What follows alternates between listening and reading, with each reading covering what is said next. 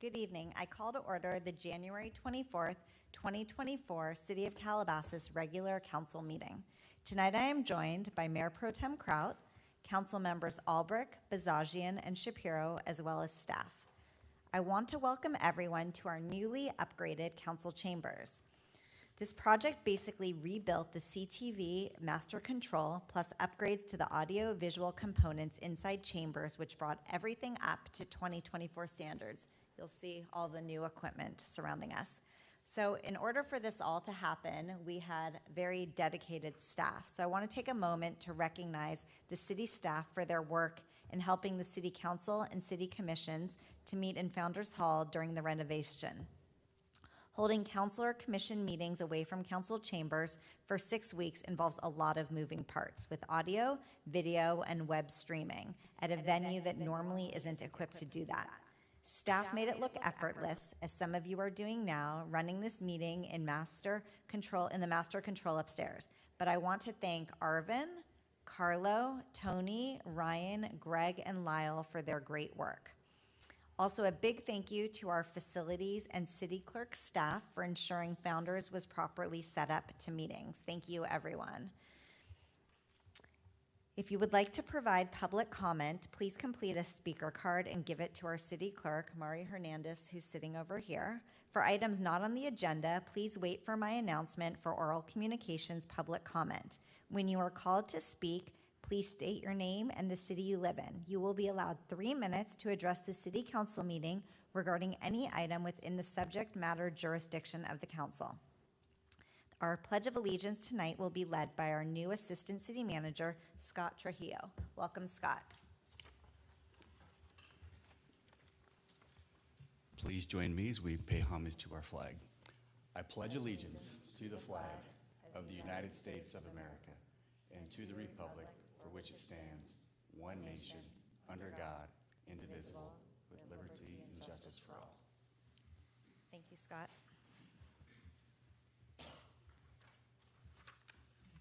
May I have a motion to approve the agenda? So moved. Seconded. All those in favor? Aye. Aye. We met in closed session prior to this meeting. Does the city attorney have anything to report out? Yes, thank you, Madam Mayor. The Mayor and Council met in closed session with Mayor Pro Tem Kraut recused regarding one item of anticipated litigation related to facts and circumstances that may result in litigation, but which the city believes are not yet known to potential plaintiff or plaintiffs, provided direction to staff and council, and took no reportable action. Thank you. Thank you. We're going to start our meeting tonight with an adjourn in memory, something that's very hard to imagine is real. I'm going to read some information about John, and then we're going to all provide comments. We are adjourning this meeting tonight in memory of a beloved resident and friend, John Sawara. Joining us tonight are John's wife, Joanne, son, John, and wife, Carol, son, Bill, and wife, Nina, daughter, Lisa, grandchildren, Catherine, and husband, Jacob, Tommy and Robin, Madison and Hannah, and Emma. Did I get everyone? Okay. Born and raised in New York, a business opportunity brought John to California in 1975 when he was just 34 years old. He, his wife, and 3 young children settled in Calabasas, where he immediately became involved in the community. Despite a full workload, schedule, and traveling extensively for work, John still found the time to be a Boy Scout leader, a Little League coach, and also organized youth volleyball clubs for both boys and girls in the community of Calabasas. John loved Calabasas and its rolling hills. You could find him hiking in the open spaces every chance he got and enjoying all the natural beauty it contains. He hated seeing buildings pop up where there used to be open space, and he realized he was not alone.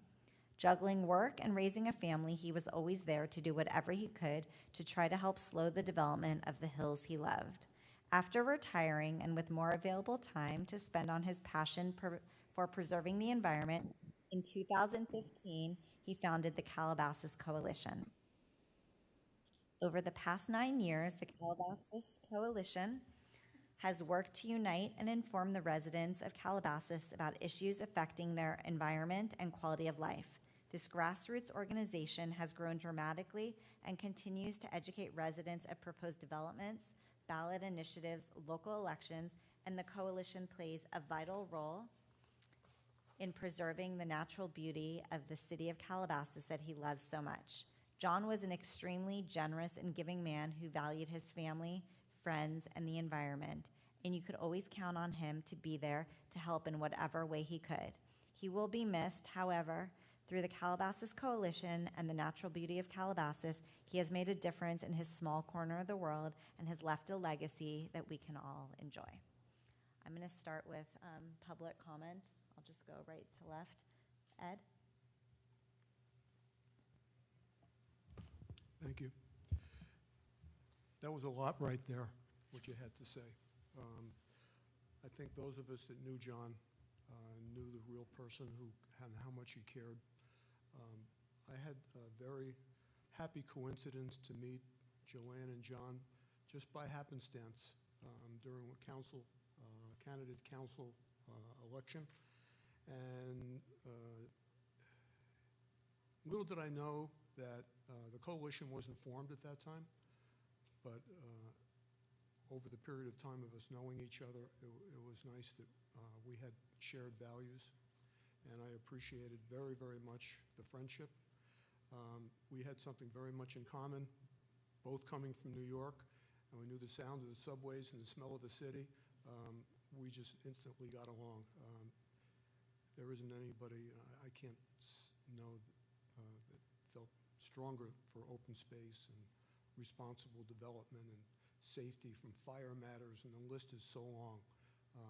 And he lived it and breathed it every day, and spoke to everybody that would listen about it. So I share in your sorrow and your grief. And David? Thank you, and to all the family here, everyone. It's a big family. Our thoughts and prayers, as I said before, go out to you. And John, I think that was him trying to put in a speaker card with the bleeping. I have no doubt he had wanted to weigh in tonight, as he always has. And you, Joanne, and the coalition really was heart and soul, something that meant so much to him. And it really was about getting involved and being active in your own community and having a say. And I enjoyed our conversations, our debates, whatever you want to call it. We didn't always agree on everything, but most of the time we listened to each other, and I appreciated that always with him. And I learned we talked about sports. I heard about his New York background when it came to sports as well, his views, and a loving family, a wonderful wife. And again, our thoughts and prayers go out to you. What a wonderful legacy he has left in this city. Thank you. Peter?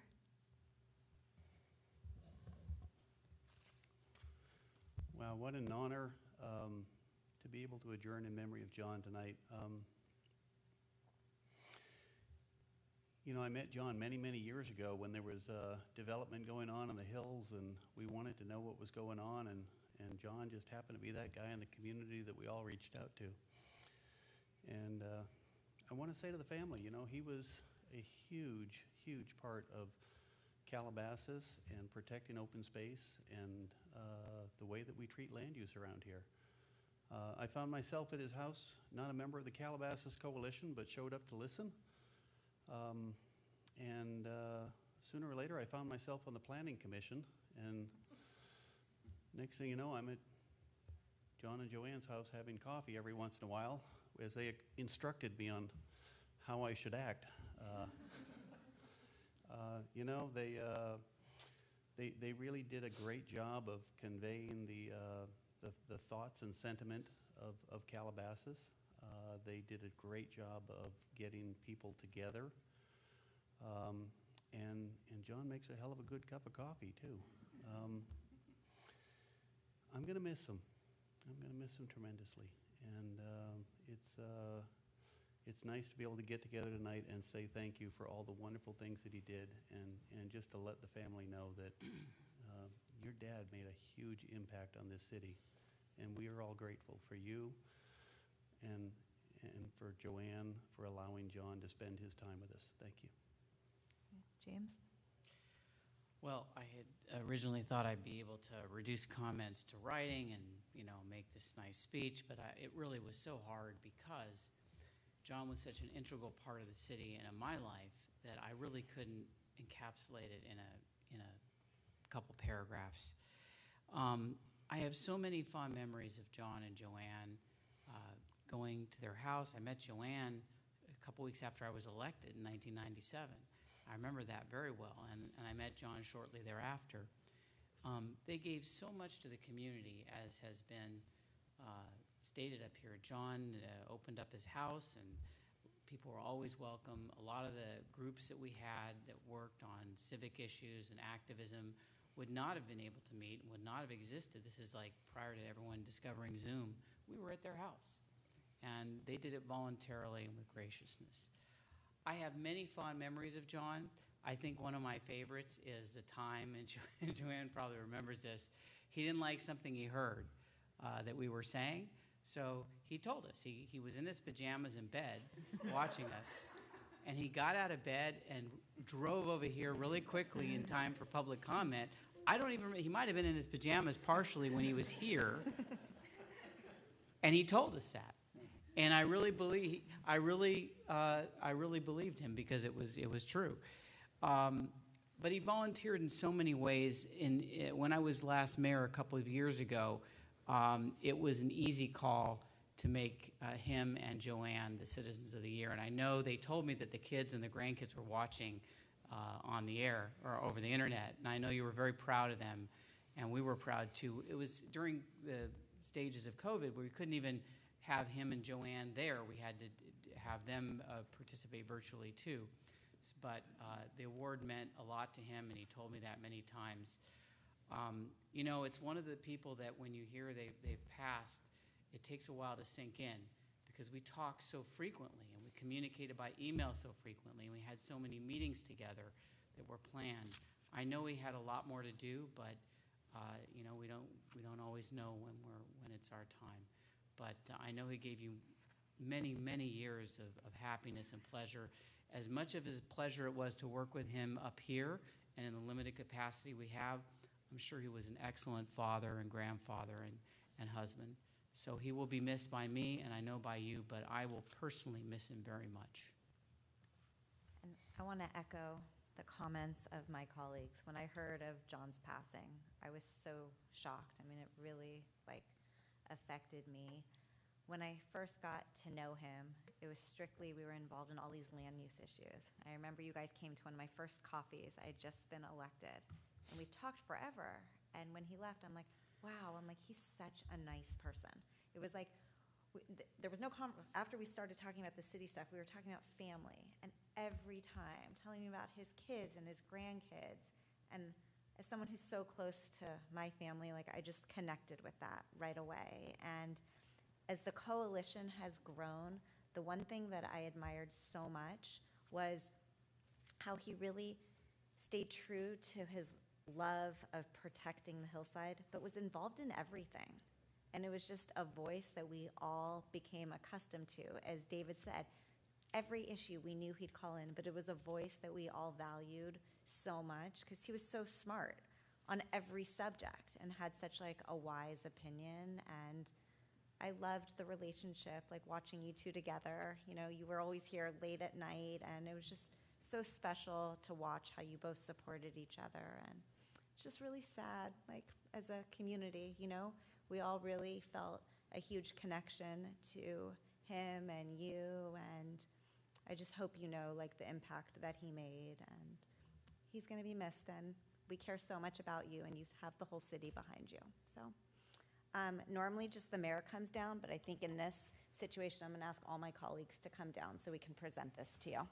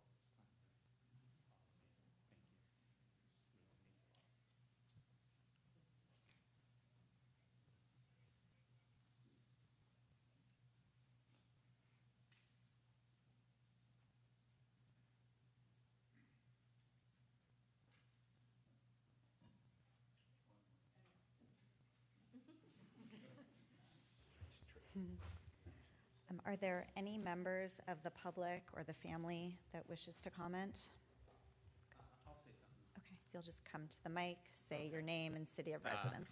I'm Bill Sawar, I'm John's son, and this is all his family, and on behalf of my mom, the family, all his friends, thank you for all those kind words. You know, it was close to 50 years ago, you know, he came out here, and as much as Calabasas has grown, it's also maintained its soul.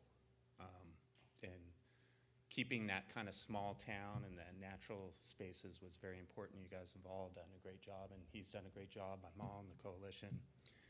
And thank you for that. And every time we drive through the hills, my wife says, we think of them. Kind of, you see those beautiful rolling hills. So thank you for that.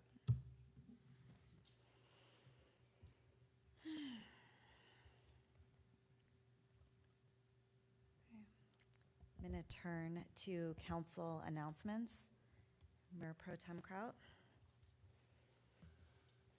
Thank you. I have two announcements. One, you've almost missed it, but the homeless count is going on here in Southern California, in the Los Angeles area. We had our districts counted, our service provider area was counted last night, and Councilmember Albrecht and Mayor Weintraub and myself and several other people from the city of Calabasas were there.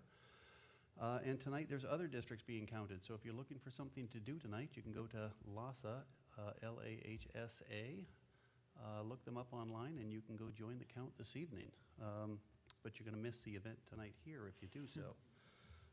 We also have the city of Calabasas has a Las Virgenes Creek tour Saturday, this Saturday, January 27th at 10 a.m. If you're interested, please look for details on our website. It starts at De Anza Creek at 10 a.m. Saturday, but I believe we should be RSVPing for this so we have a head count. Thank you. Thank you. Councilmember Albrecht. Thank you. I was going to mention that creek tour because I'm bringing my dog. So if anybody would like to meet a Maltipoo, that's the time to do it. She's going to walk me. In no particular order, the Calabasas Chamber is having their board installations this Saturday on the 27th. The deadline to apply for that or get a seat is Thursday, tomorrow at 5 o'clock. It's going to be a great evening, be a lot of fun, and be nice to see the new board installed. I think most of this has been mentioned already, but I would like to recognize, this is very important, our Public Works Department. With the break in the main on Friday night in Saratoga Hills, there was an amazing coordinated effort to clean that up, fix it, and get service back to normal. It's a great department. They shared that with the Las Virgenes Municipal Water District, who has a 24/7 crew. So I'm just so proud of our city and how they jumped to it, and our city manager for providing updates to the council, pictures right from the scene. Luis would send it to you, in turn send it to us. So thank you very much to Public Works. That's my announcements. Great. David? Thank you. Just a quick note for all of us to keep in mind, AT&T has given notice of a pending regulatory application which will affect our city and all those with landlines in the city. So it's something that hasn't happened yet, but it's something I'll share certainly with, I just got it. I'm sure my colleagues did as well. But it's something you should be aware of. They're looking to reduce and get rid of basically landlines throughout the city, if you haven't noticed that already.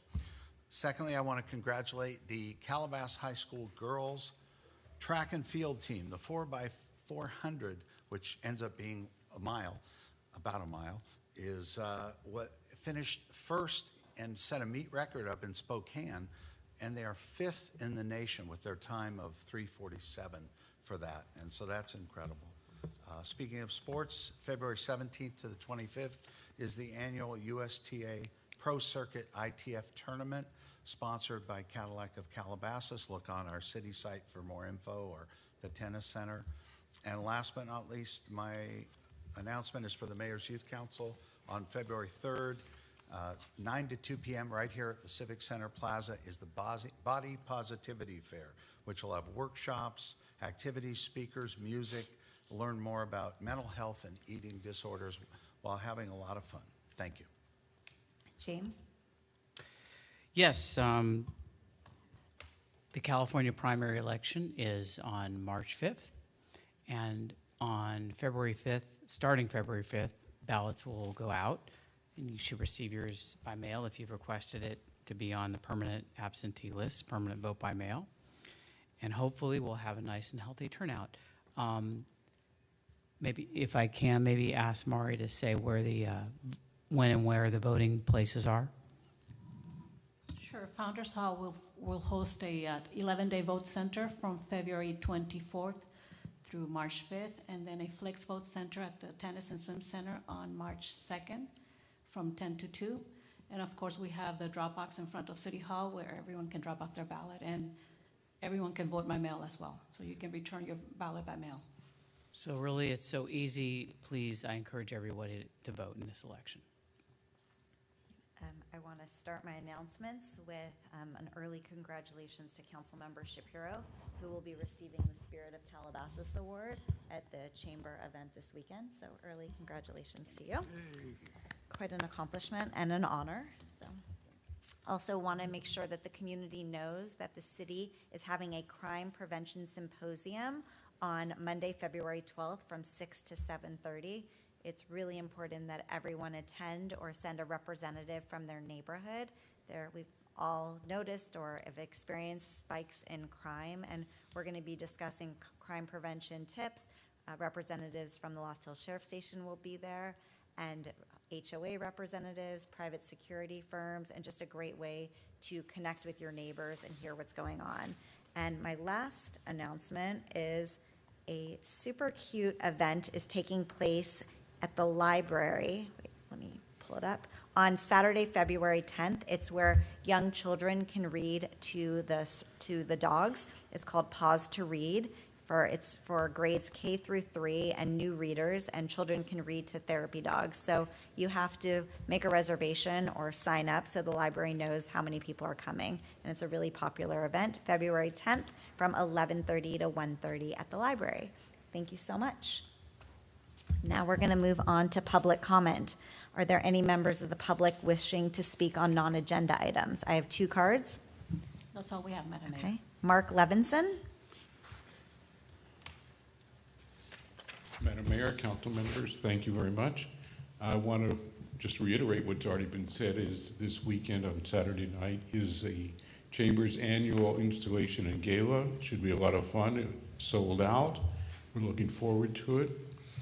In addition to having a good time, the installation of the new board, which Peter Krautz generously volunteered to administer the oath to the incoming and outgoing board members. We also have a special award called the Milestone Award. It's going to the Calabasas Las Virgenes Society. They have been a member of the Chamber for 40 years, which is quite an accomplishment for any group. And I want to also talk about David is receiving the Spirit of Calabasas Award this year. It's the highest award given by the Chamber. And he joins one other special person who's sitting here, James Bazagian. So James, congratulations as well. And Alicia. And Alicia, of course, who's got to suffer through the fire and other things in her first term and came out splendidly. So it's the Chamber's effort to honor people that have given great time, effort, and leadership to the community. So thank you. Thank you, Mark. Our next speaker is Bruce Boyer.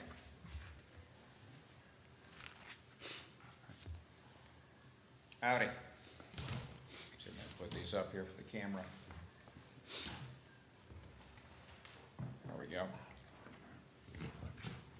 So my name is Bruce Boyer, and I'm candidate for Congress for California District 26, which includes the western part of Calabasas. When the attacks on Israel happened on October 7th, and I decided I would display my banners to stand with Israel, I well expected attacks from the Hamas, the anti-Semites, the Antifa people. That's just going to come with the territory. That's fine. I'm going to stand with Israel. I did not anticipate that cities would break the law. I think Councilmember Shapiro remembers me from a few years back when this city passed a mobile billboard ordinance. I thought the city knew its own laws and would obey its own laws. So when I deployed my sign bikes, which are mobile billboards under your ordinance as defined by the California Vehicle Code section 395.5, I thought the city would obey the laws regulating those, meaning you have to post signs prohibiting them. Are there any signs in this city prohibiting the parking of mobile billboards? No, there are none. Zero, zip, nada. Therefore, you cannot regulate or prohibit the parking of mobile billboards because it's the vehicle code. Further, to enforce the vehicle code, you have to be a law enforcement officer, like Deputy Baldy over here, a public agency of which the city is not, or you have to be a regularly salaried employee to enforce parking, which you do not have. So after the city made the first round of mistakes and I came in, I said, okay, you made a mistake, no problem, no harm, no foul. You took the banners off my sign bikes, you broke the law. We're gonna let it pass, let's move on. Michael was extremely helpful. I gave him all the code sections so he could pass them on. I said, if there's an issue, let me know. City manager, we've never had a conversation. It's not like you don't know who I am for 3 months. And what has the city done? Broken the law. You are illegally taking my sign bikes. You are violating the law. You are interfering with my campaign as a candidate for federal office. This is election interference. This is very serious stuff. How serious is it? Well, Simi Valley's in federal court, and now so is Agoura Hills, and now so is Westlake. Oxnard understands the law. Oxnard went, no, that's no problem, Mr. Boyer. Those sign bikes are legal. Yes, that's the vehicle code. You don't have to like it. It's a free country. It's legal. Calabasas, you're breaking the law. I have been trying for almost 3 months to get you to have a conversation and understand you are breaking the law. So are you going to stop breaking the law? Are we going to sit down and deal with this? Or is my attorney going to bring you up? Now, Thousand Oaks is ahead of you, but Calabasas is going to come. This is election interference. These are things that you are doing that do not have a write me a check remedy. If we have to redo an election, boy, are the voters going to be unhappy. So I thank you for my time. Good day. I have no more public comment speakers. We're going to move on to our consent items. Do any of my colleagues wish to pull any of the consent items? No. Are there any members of the public wishing to speak on consent items? No, Madam Mayor. Okay. May I have a motion to approve the consent items number 1 through 4? I'll move consent items. I'll A second. second. All those in favor? Aye. Aye. All opposed, all in favor. Continued, we're going to move on to continued business. Our first item is council discussion and direction on whether to reestablish the practice of hybrid city council meetings, enabling the public to participate remotely or in person. Michael Russo is here to make the presentation.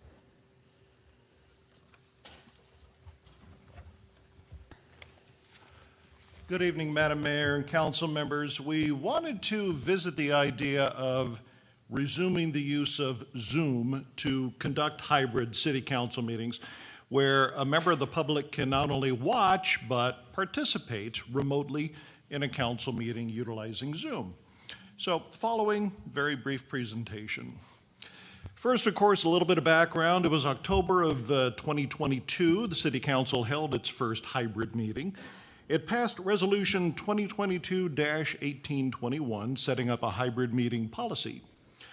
Now, in February of last year, Council directed that all City Commission meetings be conducted as hybrids for a 2-month period just to kind of gauge public interest, gauge attendance.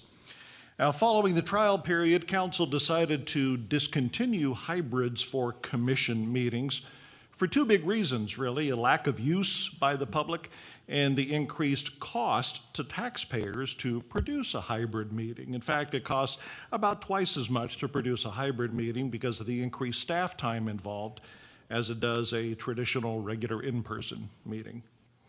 Now, for a time, hybrid stayed for council meetings and for any commission meetings that featured agenda items certain to garner large public interest. Maybe a controversial land use decision or something like that where there would be a lot of general public interested. So last year, there happened to be 6 such commission meetings that were changed to hybrids, and that's the so-called hybrid light model, if you recall. What makes a Zoom hybrid meeting worth the extra cost to taxpayers is to know that people are actually using the system to not just watch, but to participate remotely. So, you know, for residents, the chance to look their elected representatives in the eye can be usurped sometimes if there are, you know, maybe health reasons or scheduling or transportation issues that make it difficult to get to City Hall. We know that. Now, anybody hosting a Zoom meeting, or what we do actually is a Zoom webinar, can get a readout of attendance of those using the service.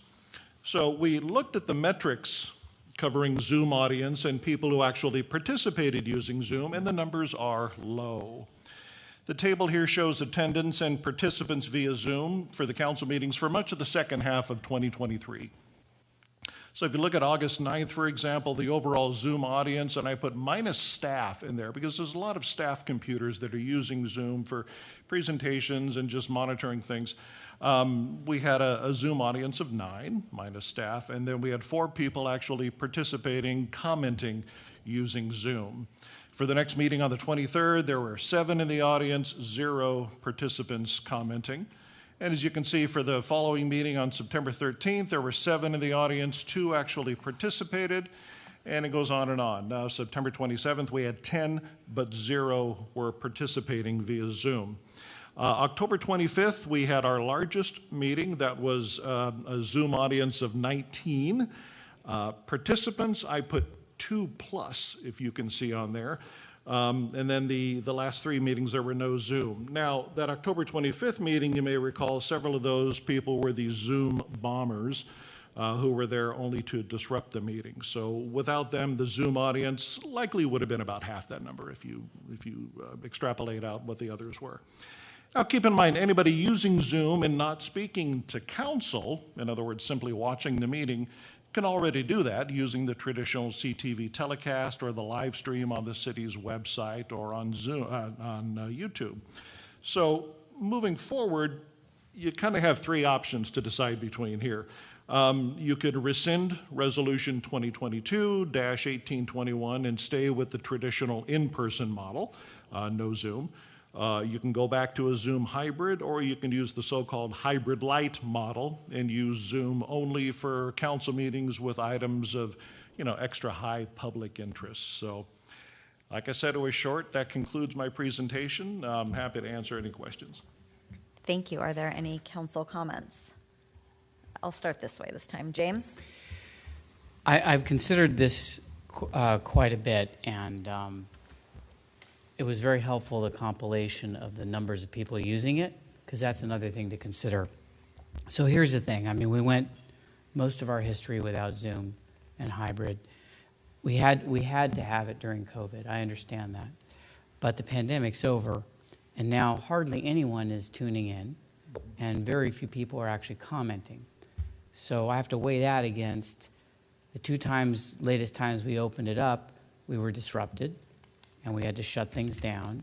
And I just don't see the benefit in keeping that, you know, format. It would be another story, be a closer call if we had, you know, a lot of people participating, or if we had just, you know, a tremendous amount of public input. But even, I believe that one night that we opened it up, there wasn't a matter of high interest, and there wasn't anyone on Zoom, as I recall, who spoke about an agendized item or anything anything relevant to the city. We thought maybe we were settling a case that was of high public interest, and we had another item where many people came into the chambers. None of them chose to do it by Zoom.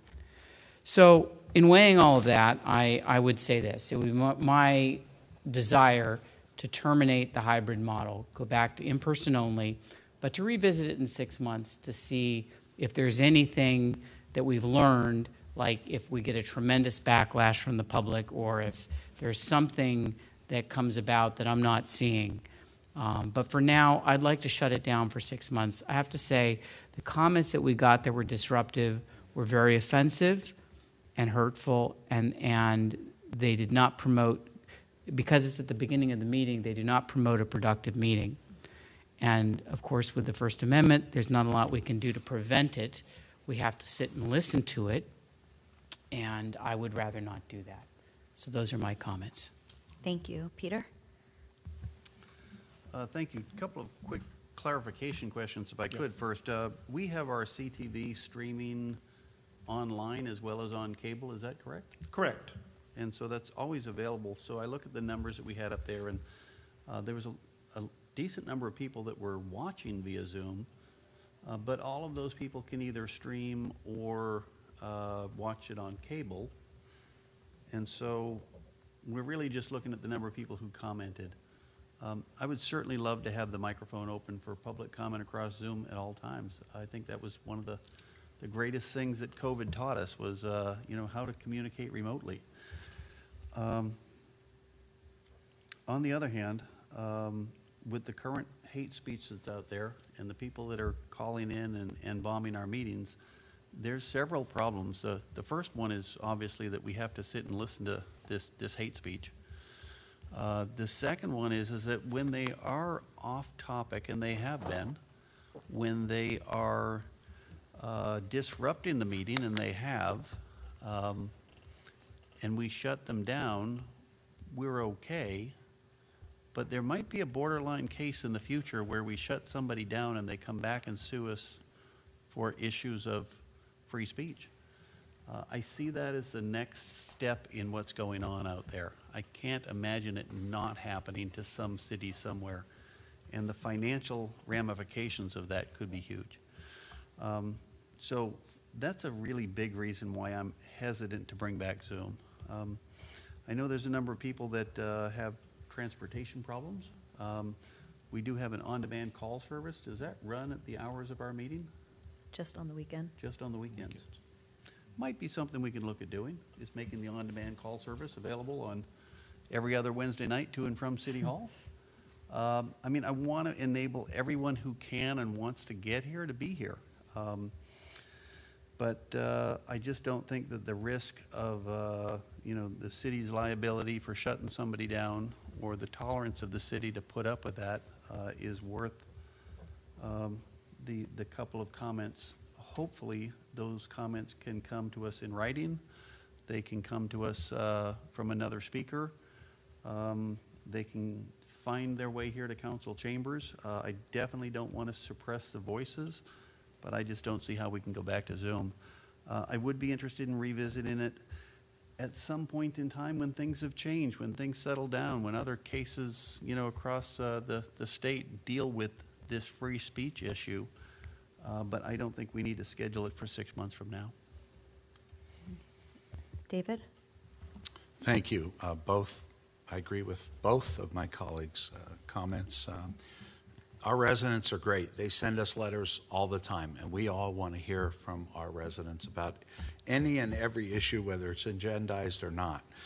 Last meeting alone, where we had this issue come up, we had over a dozen letters being read by residents in person for those who couldn't make it. And I think that's a reasonable solution to the problems we're having. We want to hear from everyone.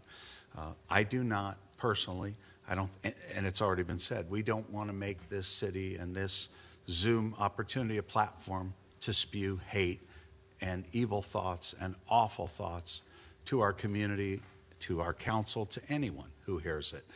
There's no excuse for that. Obviously, people can come in person, and they do, and they have discussions with us like we've had even this evening about things we may or may not have done.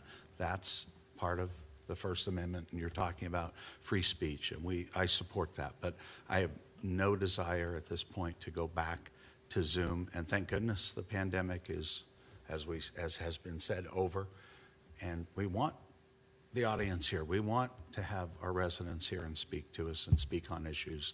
So I would support having us in person without a Zoom component. Ed? Thank you, Mayor. I agree with my council members. fellow council members. I did before you spoke. I thought about this in great detail, and I reflect back on the experiences that many of us had watching council meetings. We have Charter, or Spectrum as it's called now, on TV and enjoying it. There wasn't anything with hybrid. There wasn't Zoom. It actually promoted residents to look at the agenda item. So you can really tune in on the agenda item, knowing it's maybe halfway down the agenda. You don't have to come in the beginning. It's also on review. You can watch it after the meetings on the city channel. There's many ways of being connected to the city council meetings. And also many of the questions that come up that are legitimate questions and avoiding the bombs, the Zoom bombs. We hear about these questions way before a council meeting, through emails, through letters, through phone calls. A lot of the conversations, a lot of the questions are answered beforehand. So I'm fully in support of no Zoom at the moment, and I think 6 months is a reasonable time. We're very sensitive, and always been sensitive to residents and their needs, and when they hurt, we hurt. But this is a different time. I think they know us by now. Our intention is honorable, and I think 6 months is reasonable, and I think we'll probably review it every 6 months, and if there's a certain reason, particularly if there's an event that must be Zoomed that comes up as an emergency, we might want to consider that, but I'm with 6 months. Thank you. And I appreciate everyone's comments. I was such a holdout that we had to continue with Zoom. David warned me, Kindon warned me. I'm like, when I'm mayor, we have to bring it back. I'm like, this is the greatest way to engage the community. We have to have this access, and I can fully admit when I'm wrong, and I was wrong on this. I thought that West Village was such a huge issue in the city. We have to have Zoom. People are going to want to speak, and we didn't have any callers. So I realized at that meeting, my intention of Zoom was so we could engage our community and have more of their voices heard. And I realized all we were doing was enabling hate speech. That the 2 meetings that we experienced, it's not going anywhere, and it's just going to keep escalating. And that's not doing the council any good, the residents any good, and it's definitely not helping staff. So I think what we have to do, for the West Village meeting, a few people messaged me and said, what's the Zoom link? I think we need to re-educate people on how to watch our council meetings, how to communicate with the council, and different options on getting your voices heard. Someone mentioned having someone else read you a letter, someone about emailing the council. Like, we just have to re-educate people on how they can communicate to the council, that it's not just about showing up in person, that we take all letters into consideration the same as we do when people come to the dais. So I want to continue making sure our residents know that they're going to be heard, but in this day and age right now, all Zoom is doing is enabling hate, and that's not something that we stand for as a city. So I'm in support of rescinding Resolution 2022-1821 and admitting that I'm wrong because I was warned. So thank you. Let's see. I have one member of the public, Francis Allette. Thanks for being here. Hi there, Francis Allette, longtime resident. And I'm sorry if I'm a little scattered. These are hastily prepared. I know that we're living in a particularly ugly time right now, and it's really a sad commentary that a couple of jerks are able to drive our policy. I understand your point of view. I can only speak from a resident's point of view. So I know that the numbers for resident participation may be a little low with Zoom, but what would they have been compared to having to require somebody to show up in person? Zoom, as I know it's costly or costlier, allows for greater public participation. There's an inherent value in that. And then if we are allowing people to read comments or letters for residents who may not be able to attend for whatever reason, I would ask that the city changes its policy that a single person might be able to read multiple letters, because I think what I experienced a few years ago was that one person was only able to read one letter, that was considered single comment. So maybe our policy with that needs to evolve. So I hope that we can, at the very least, do a hybrid for important issues like development. But I personally love Zoom. It allows me to stay a little more informed, and that's it. Thank you. Thank you. And Matt, I know we can't comment on that, it is a city policy. Yeah, the city policy on that front, and I'm not sure exactly what happened X years ago, but generally it's 3 minutes per speaker that can be used as however the speaker may desire those 3 minutes to be used.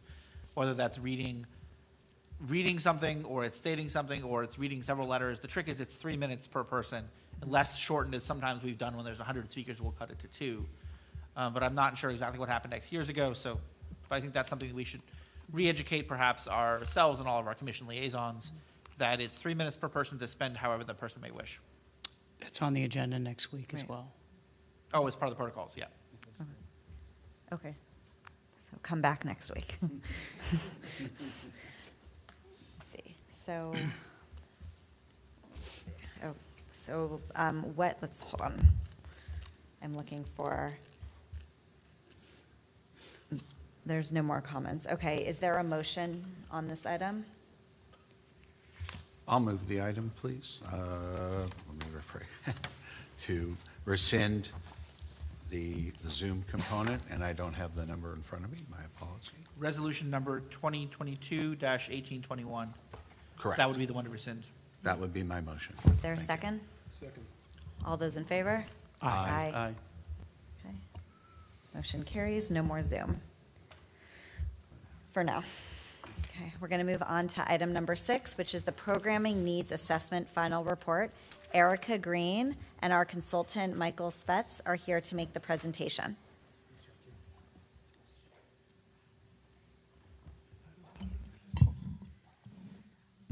All right, good evening, Honorable Mayor, council members, members of the public. The item before you tonight is the Community Services Department Programming Needs Assessment Final Report to be done by Pros Consulting. In March 2023, the City of Calabasas City Council approved contracting with Pros Consulting to conduct a programming needs assessment study to assist the department in addressing its strategic priorities.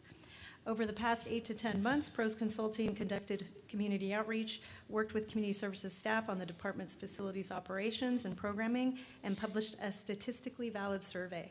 Results of this outreach and survey were presented to the Parks, Recreation, and Education Commission on August 31st and to City Council on September 13th. The consultant has processed and analyzed that information collected through the outreach in the department and prepared a business plan and recommendations for the Calabasas Community Center, along with a program action plan for other department facilities. The team will work with the Parks, Recreation, and Education Commission and Senior Advisory Board to implement these recommendations. The Programming Needs Assessment Final Report was presented to the Parks, Recreation, and Education Commission on December 12th. Their recommendations have been incorporated into the presentation and report for council. So with that, I will turn it over to Michael Spetz, who's the principal for Pros Consulting. Great. Thank you, Mayor, Mayor Pro Tem, council members. Appreciate the opportunity to land the plane on this study for you all. Really this, for the most part, is going to be somewhat of a summary. The first 3 items really were covered with the community engagement presentation that was provided. Then we'll dive into the recommendations and take any questions, comments, concerns, suggestions that you all may have. So again, the community engagement in person was fairly extensive. We did do 2 public meetings. One of them was in person on Founders Hall. The other one was via Zoom. We did 5 external focus groups, 6 leadership interviews, including you all, as well as city management, 15 different stakeholder interviews, the Park and Recreation Education Commission, Joint Powers Authority, Agora Hills staff, 2 focus groups with the Senior Center Advisory Board, 1 focus group with the Mayor's Youth Council, and then, of course, 2 additional meetings. As Erica had mentioned, we did surveys. I guess we're going to do this. One of the surveys was open-ended online. We did receive 448 responses. That is not necessarily just individuals, as adults were expected to take that survey and take it on behalf of their entire household. And as Erica mentioned, we also did this statistically valid survey. So just a kind of a quick summary of this. I've shared this previously, but we talked about high priority, medium priority, low priority. The high priority is in the red, and basically it indicates that your community wants you to do more of these kind of programs. They have a thirst for it, they have a need for it, they have an unmet need for it, and they find it very important. The medium priority are certainly things that you kind of have right-sized, but we'll always want to keep an eye on them to ensure that they're either trending in the right direction or making sure they're not trending in the wrong direction. And the low priority, right now, I think there's a way to kind of approach this and say, if you're doing it, continue to do it, but continue to monitor it to ensure that you're not losing participation. If you are not doing it, then it would not be advisable at this time to utilize city resources to do something that's a low priority, because you would want to put those resources into high priority. So one thing that we did mention here is the pop-up events. I heard you mention several events just in terms of your comments. And so kind of taking that to the next step, we did ask a very specific question on the survey as related to the type of event concepts that your community was most interested in. You have a clear-cut top 3. Food and beverage, basically meaning special events that center around food and beverage, entertainment, and then, of course, cultural celebrations and festivals. The reason that these 3 are kind of at the top of the list is they are events that pretty much all members of your community can see themselves in some way, shape, or form. When you start to get to the holiday theme, the health and wellness, the sports tournaments, even day events, field trips, environmental events, these start to become more special interest driven. And your attendance will certainly be a very targeted audience, but will be smaller. So if you're, obviously don't have unlimited resources going forward as it relates to any programs and services, but in particular special events, the areas to look to expand would be those top 3. And then to really hone in on the special interest ones, and I think you mentioned this even as part of your comments this evening, these are where you would want significant partners, people that are really subject matter experts to either do these events at city parks or locations or facilities, or do them in partnership with them. So just to kind of think through special event concepts, you're a special event community, but of course you don't have unlimited resources around them. Another specific area of interest, of course, was the active aging program. So this ties to the senior center, but also will tie to the Calabasas Community Center, as there will be senior programs offered there. This is where you start to see a number of high priority programs. A lot of interest in these specific programs, a lot of unmet needs. And again, they are not necessarily in what we would call 1 or just 2 core program areas. They are special interest classes, volunteer, enrichment, special events, sports, even health screenings along those lines. So again, I think the Senior Center has an opportunity here, as well as the Community Center when it reopens here in a couple of months, to really start to tap into your community and expand senior offerings. Again, same exercise with regards to the medium and low priority. Recognizing, though, that we have different community members that are in different life modes. So as we presented, I think it's important to recognize that we're looking at a very different life mode and different recreational needs for households that have young kids compared to households with teens, compared to households that don't have kids, and then, of course, your senior population. What you see here is you see a lot of consistency in the blue associated with each of the household types as it relates to the community's needs as a whole. Then you also start to see some other specific programs and services that you can target, in particular for households with kids, young kids, and then households with teens. So again, this allows you an opportunity to not just necessarily focus on the 5 or 6 high priorities for the community as a whole, but to look at this through the lens of the different needs as it relates to people's lifestyle and where they're at. Community support, just very quickly, again, this was based on your perception of value. How would you want the city to fund future recreation needs in the city of Calabasas? 44% of your community indicated increased funding, and 34% indicated maintain existing funding levels. And typically when we look at the 19% not sure, that is, they want to know how you're going to spend the money more specifically before they would support or not support it. Long story short, you've got about 78% of your community that at a minimum is asking you to maintain existing funding levels. This is exceptionally strong. There's a lot of strong positive messaging with this statement and results like this. Simply that your community believes in the community services department and sees the high quality program services and facilities that are put out. So just some of the recommendations. One thing I think we wanted to show, this resonated well with the pre, was recognizing that you have multiple locations. I think sometimes we think senior center, we think tennis and swim, we think about the community center.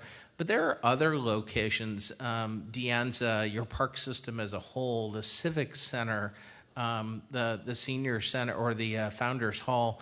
There's a lot of different locations in which you can offer programs and services. And I think you start to recognize here that there's a lot of different crossover. And I think this is important to recognize East versus West in your community. And to ensure that you have balance geographically in terms of your programs and service offerings. And having all of these different locations allow you to do that. So in terms of overall recommendations, just general programs and services, again, expand your programs in the areas of the greatest need. Continue to look to expand and refine and really create a win-win partnership, joint use agreement with the school district. Implement some, consistent operational and recreational standards around programs, ensuring that Dianza operates, the strong foundation the same way that you would expect the tennis and swim center, senior center, and the community center. Develop a formal management policy for volunteers, and then develop a formal partnership policy. The last two, I think, are just their basic park and recreation standards. But I think in your community, and you think about the need for special events, being able to have a strong managed volunteer program and also partnership policy will give you the best fighting chance to effectively and efficiently implement more special events. Specifically for the tennis and swim center, we're looking at continue to kind of evaluate the effectiveness of program and service and membership offerings and adjust as needed. But I think one of the key here is to recognize there's a high demand and low supply at the tennis and swim center. There is very, very little opportunity for new folks to tap into that, which is actually going to emphasize the value of the community center as it opens up in a couple of months. You're investing a lot of money and need so into the tennis and swim center just simply because of life cycle replacement. That needs to continue. And this is a really strong lesson, I think, to recognize, and you all have gone through this with the community center, But again, just continuing to reinvest in your public spaces, in particular in which you're encouraging mass public participation in all of your recreation facilities is an important message to continue to do. And not just at the Tennis and Swim Center. Continually evaluate the impact and growth of pickleball. I'm actually doing a court study in Boulder, Colorado right now, and it is amazing to actually dive into the numbers around pickleball. And it has no longer just become a mainstream sport. It is, or no longer an emerging sport. It is a sport that's here to stay. And I recognize that the Tennis and Swim Center certainly has limited opportunity to expand, but I do think that it's just something to kind of keep on the radar. Both sports, tennis and swim, or not tennis and swim, but tennis and pickleball have grown by 6 million people since 2017, and a lot of that growth has been sustained since COVID. So just something to kind of keep in mind as you go forward. In terms of the senior center, continue to track annual visitation. So there's a couple of different ways in which the senior center is currently tracking utilization. I think one thing that is really important to recognize is it doesn't matter why they're there. We want to know that they're there. We want to know that the program services offerings being provided at the senior center are being utilized and you're maximizing them. So whether it's somebody signed up for a program, whether it's somebody coming in on a membership or a daily drop-in, we want to know day in and day out how many people are attending and using the senior center and their services. Utilize the needs assessment. We talked about a lot of different programs and services.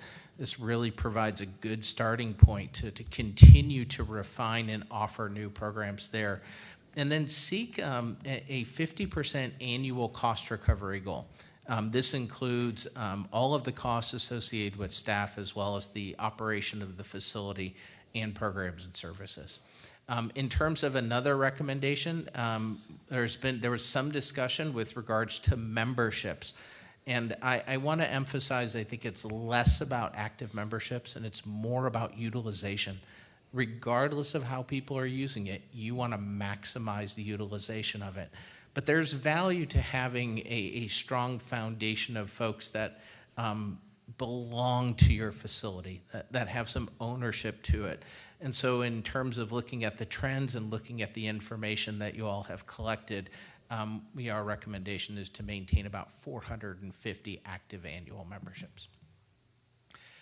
And then just a couple of others here regarding Creekside Park. This is really where the clubhouse preschool is, and there's always going to be this debate between is it a preschool first, is it a park first? And I think you have found a pretty good balance. But I think one of the things that will continue to come up as this debate continues going forward is just how can you maximize the use of the park and the preschool at the same time? Not necessarily maybe at the same time, but on the same footprint. So just looking at continuing to evaluate access to that as a park as well as a preschool. And then at Dianza Park, really focusing on programs for youth ages 6 to 12 and special events, especially capitalizing on the school adjacency to there. So just kind of quickly, again, there was a focus regarding the community center, and I know you all last fall have approved all of the fees going forward. We did a lot of work with staff to reach some consensus around what the fee structure looks like and the pricing. This is just kind of an overview, but the operating hours, basically we're going to shoot for about 100 hours a week. That means there's about 68 hours a week there for staff to sleep. No, I'm kidding. But it's a lot of operational hours. 100 hours a week is what that facility will operate. Gymnasium schedule, I think it's important that you will have within the framework of your 100 hours, you will end up with a separate gymnasium schedule that kind of defines when it's available for people to just drop in and use and when it's going to be used for programming. This is going to be really important going forward to communicate these, and these schedules will change on the season. In terms of daily admission and membership, really looking at access to all those unprogrammed spaces, the fitness center, activity studio, the cardio studio, the gymnasium, and then it also provides active access to the open sport play that'll take place in the gymnasium, or what we just commonly refer to as drop-in basketball, drop-in pickleball, drop-in volleyball. In terms of the core programs and services provided, these are just kind of the main functions that will take place within the community center. Obviously, management, administration, and guest services, programs, facility rentals, fitness, and then, of course, managing and maintaining the building, but also keeping it clean. So projected revenue, about $1.2 million. About 35% of that is going to be tied to passes, memberships, daily admissions, 21% tied to gymnasium programs, and 28% tied to room rental reservations, in particular the event center. In terms of expenditures, about $1.4 million, and that kind of puts you in the ballpark of about $150,000 subsidy over the course of annually, and a cost recovery goal of about 90%. So in summary, just very quickly, maximize the use. Really, I think if there's anything that comes out of this study is to recognize that your community has prioritized its programming and service needs for you. Does not mean that you can't go off, and it does not mean that you can't look at emerging things that don't come up on here. But I think it's important to recognize to put your resources in programs and services that are going to maximize the utilization of your facility. Your business models will vary from facility to facility. So, for example, we talked about the senior center looking at a cost recovery goal of about 50%. The facility, De Anza Park, probably will never recover that much money. It just doesn't have the opportunity to generate that kind of revenue.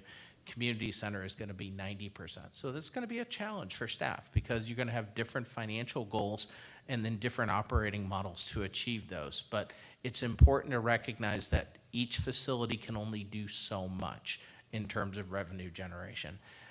It's important to revisit this study, maybe not necessarily through a consultant, but I think it's important to revisit your community's needs every 3 to 5 years. We did not talk about pickleball in the same way that we talk about pickleball today, even before COVID. And that's a really good example. Back in the day when we watched commercials, not that we watch commercials too much anymore, but there were a lot of yoga references. You jump 10 years prior to that, you didn't see a lot of yoga references. So programs evolve and programs change, and it's continually important to stay on top of it.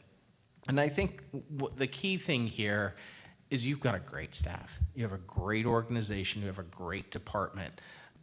You operate as a best practice agency, and you should have full confidence in them that they will execute not just this plan, but all the program services and facility operations going forward. So at that point, I will take any questions, concerns, comments, suggestions that you have. Thank you so much. You're welcome. Before we turn to council comments, I didn't know if Erica or Kindon wanted to add anything. Madam Mayor, I'll wait till after any comments or questions if I need to respond. Okay, great. We'll start with council comment, starting this way. Thank you, Mayor. Wow, I want to tell you, I read this from cover to cover, and we're nearing blast-off because of our facilities under construction and remodeling and such. You know, when you look at something like this, and I'm thinking it as the director of that department, as if I was, and I've got staff, and how am I going to allocate it, and where am I going to put my pressure points? How am I going to solve solutions? What programs are going to be first? What priorities are they going to be? Cost recovery, usage analysis, all of that. This is an overwhelming output, so I congratulate you for it. It's really great. We're going to have to take it in bits and pieces. You got your hands full on this one, but I'm sure you're up for it, and I know it's going to work out. I find that Calabasas over the years has become more and more a community that's active. maybe we weren't perceived like that, and we were before, but now we are and perceived like that. There's opportunities for everybody.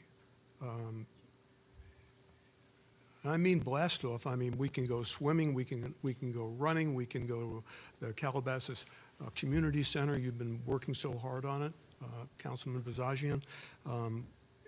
There you got a gym, you got basketball, you got rock climbing, all of these programs to market it. That's going to be a challenge to maximize it and not scare people away. Maybe some way of introducing the newness of it, like a free day, come in and experiment, you know, come for some wine, you know, something, you know, call them in from the street.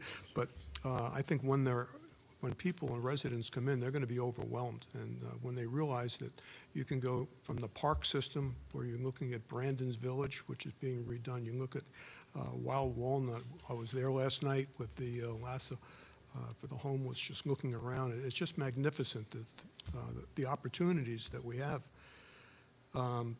In all my notes, you know, the same resounding issue here is, you know, hierarchy, a rainbow of programs. How do we, the circulation element of just people coming in and going out, managing that. But it's a good problem. This is up for discussion tonight, so there really isn't an action item to take place. But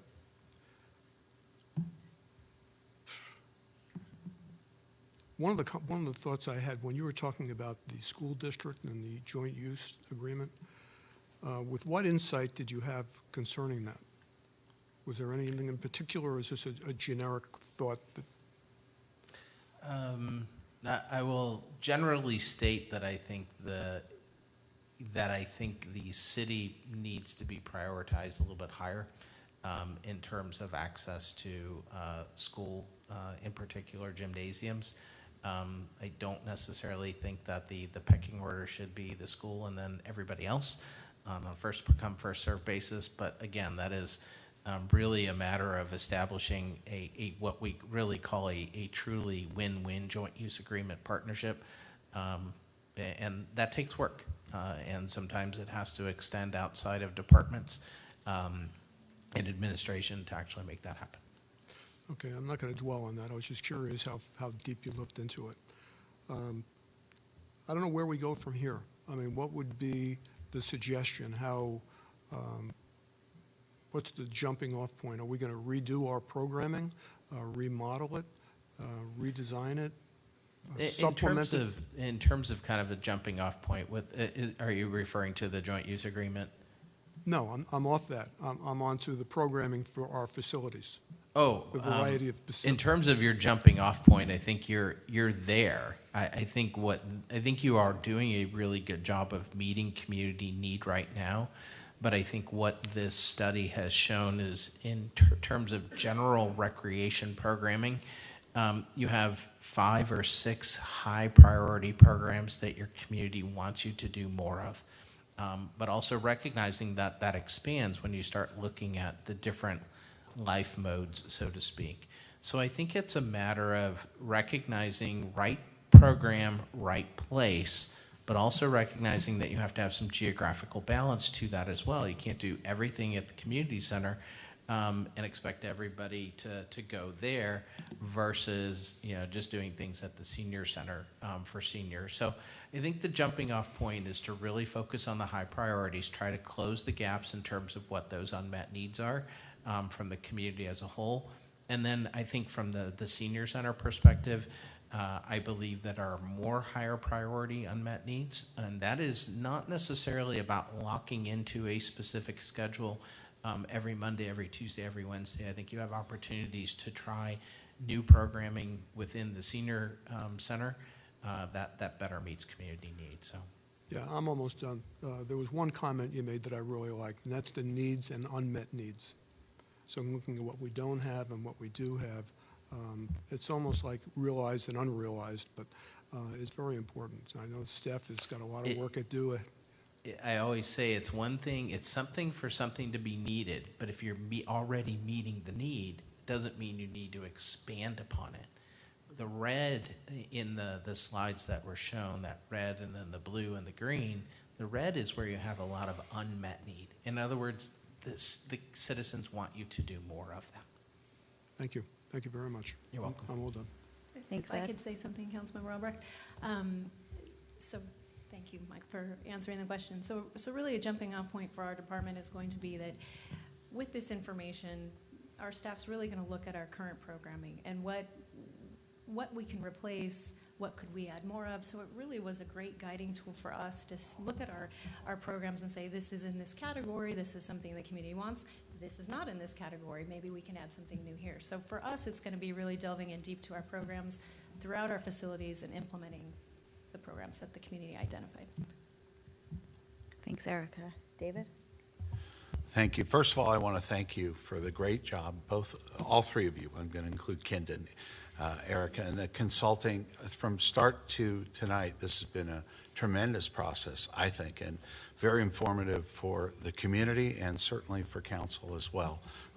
We have our ideas or thoughts, and I like to see what experts say always, and that's with a lot of input. So thank you to all of you for facilitating this and having it presented tonight. I'm just going to have a few quick comments.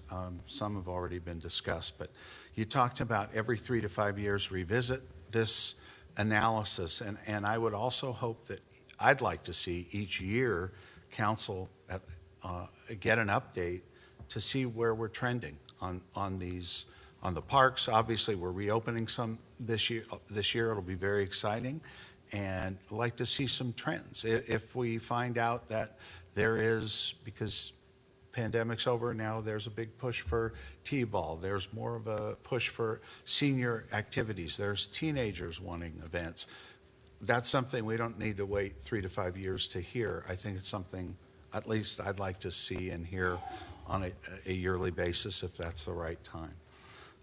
As far as the community center, I was going to your report. It was on page 3 of the initial report, not the staff report.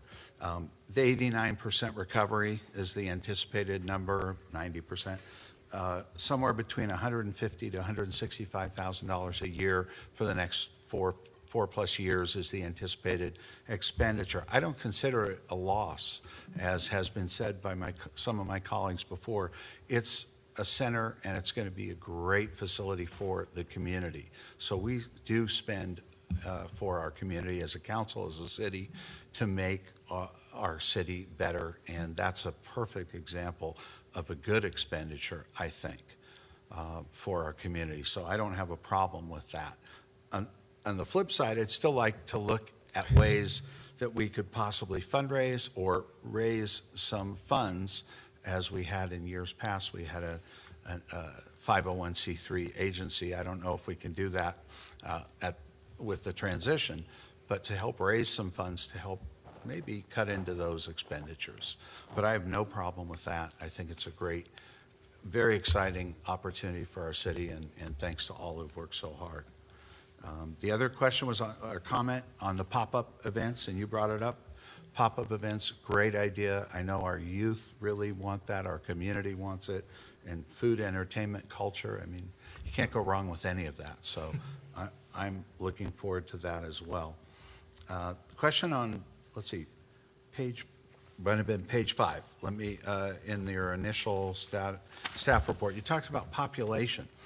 And I wanted to know where it comes from the study. Population going down about, well, it's going down over the projection over years, yet households going up. And I'm trying to understand, how does that figure in that analysis? So the information is derived from the Environmental Systems Research Institute. You know, it's ESRI for short, ESRI. And they do kind of a 5-year projection. I wouldn't necessarily think what the ESRI cannot do is it uses trend information, and it uses, you know, some other information to kind of give you a sense. But if you add infill development, you add, you know, change zoning, ESRI can't project that. So I think we're safe to say, though, that from a community services perspective, parks, recreation, education, whether you're at 20,000 people, you're at 25,000 people, it's not going to move the dial all that much in terms of the type of programs that you offer and the number of people that you have to serve. Now, if the number was going to go from 20,000 to 50,000, that's kind of a different conversation. Right, I understand. I just, especially in light of the recent development projects, they're going to take a while, but right here next door in the Commons and then the West Village, there, it seems to me like there'll be more, not less, but not in the 50 or 40,000 range or 30,000 range. Correct. Esri does, they do update their numbers annually, so they do it pretty much every June. So if you had the opportunity to tap into Esri, you could pull those numbers. They might give you a different projection over another 5-year period. Sure. And then on the priorities, I was asking, do you know, I don't remember seeing it or hearing it, but I'm sure it's here, what demographic, what age groups filled out? It seemed, were they mostly 40 plus, 50 plus on the priorities? Actually, it was really balanced. So the thing that we're always in, the statistically valid survey, the folks that respond to the statistically valid survey are answering for themselves and on behalf of members of their household. In order for it to be statistically valid, there are 2 basic key metrics. One, your people filling out the survey have to be representative of the demographics of your community. That's number 1. Number 2, you have to have geographic balance as well. So you can't have everybody answering from the east side and nobody from the west side and vice versa. Those 2 metrics were absolutely met as part of the statistically valid survey. The numbers did vary a little bit more with regards to the online survey, but they weren't to a point where we saw, say, 60% of the community who filled out the online survey were, people with kids under 10. So it was demographically and geographically representative of your community. And I would even say that the meetings that we had, the in-person meetings, had people from all walks of life as well. And I see that. I appreciate that. Going to the senior center and the anticipated or the recommended 50% of recovery of all costs is what was indicated. Can you just identify costs if that includes staff time, facilities? That's a full cost of service. Great. Within the report, we kind of looked at the kind of overall financial operating budget, looked at the revenue generation, looked at the trends. Interestingly enough, the participation in revenue generation is primarily coming from programs and services, and that has continued to grow, not just because of COVID ending, but we saw a bump from not just 21 to 22, but also 22 to 23.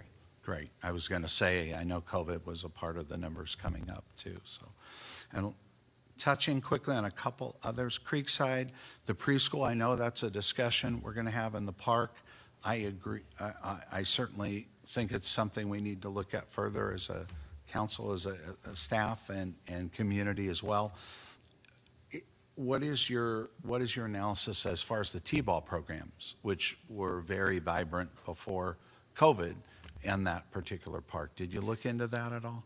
Yeah, no, I don't know that we dove into the level of, I guess, granular detail associated with T-ball. I think as long as you have young kids, I can tell you that baseball as a whole is like the 3rd most participated sport in the country. Mm-hmm. And we know that 85% of kids drop out of team sports by the time they're 13. So baseball is being predominantly, participated in by 4-year-olds to 12 or 13-year-olds. Right. So I think it evolves, but again, I think it's just one of those things that you want to continue to keep the pulse of the community and understand utilization of your different spaces and your programs. Great. And I won't even go on to other comments. You've already discussed them. I just want to say again, thank you to everybody involved in this, to both of you, Kindon. It's really excellent, and it's a lot more to discuss, and we'll know more as we move along and start continuing changing programs, adding programs, and see what works for the community. So thank you very much. Peter? Sure. First, I want to thank Erica and the rest of her public works staff that has been working so hard on building playgrounds and rehabilitating structures and maintaining equipment and all of those other things that were probably not in the job you imagined you were taking on. But there is a light at the end of the tunnel. I think we're opening our Calabasas Community Center on March 16th. So you can now start enjoying that job of programming that we were really looking forward to. I want to thank you for your report. Great information in here. We covered a lot of the statistically valid survey. There was a few things in there. The food events I noticed in there, big item here. Our community center has a warming kitchen, has some great banquet facilities, has a great outdoor patio, and a great parking lot for food trucks. So there's so many opportunities for food events over there. One of the things that really hit me in the survey was the environmental events were at 6%. They were way down on the list. And what I'm putting together in my mind is that we as a city have very strong environmental values, and we don't want to lose sight of that. But putting on an environmental event that's only attended by a small portion of the population, predominantly those that are already environmentally minded, is probably not the best use of our time and money. So instead, what I think would be a good idea would be to put on events like food events that seem to be so popular and take a little environmental lesson and put it at the door on the way in and the way out for everybody to hear. You know, maybe when we're doing a food event, that's a great time to talk about composting. So I think we want to look at that with our program, is how to get our environmental message out there without creating an event around it. And I know that currently we have Earth Day, Arbor Day, and I think another event, which are wholly centered around the environment. And I don't think we're getting the audience that we want to be talking to. I noticed in the rest of the report was also the national trends, which I found very interesting. A couple that I wanted to point out, day hiking on page 19 and trail running on page 17, very strong increase in participation. I'm sure a lot of that had to do with COVID.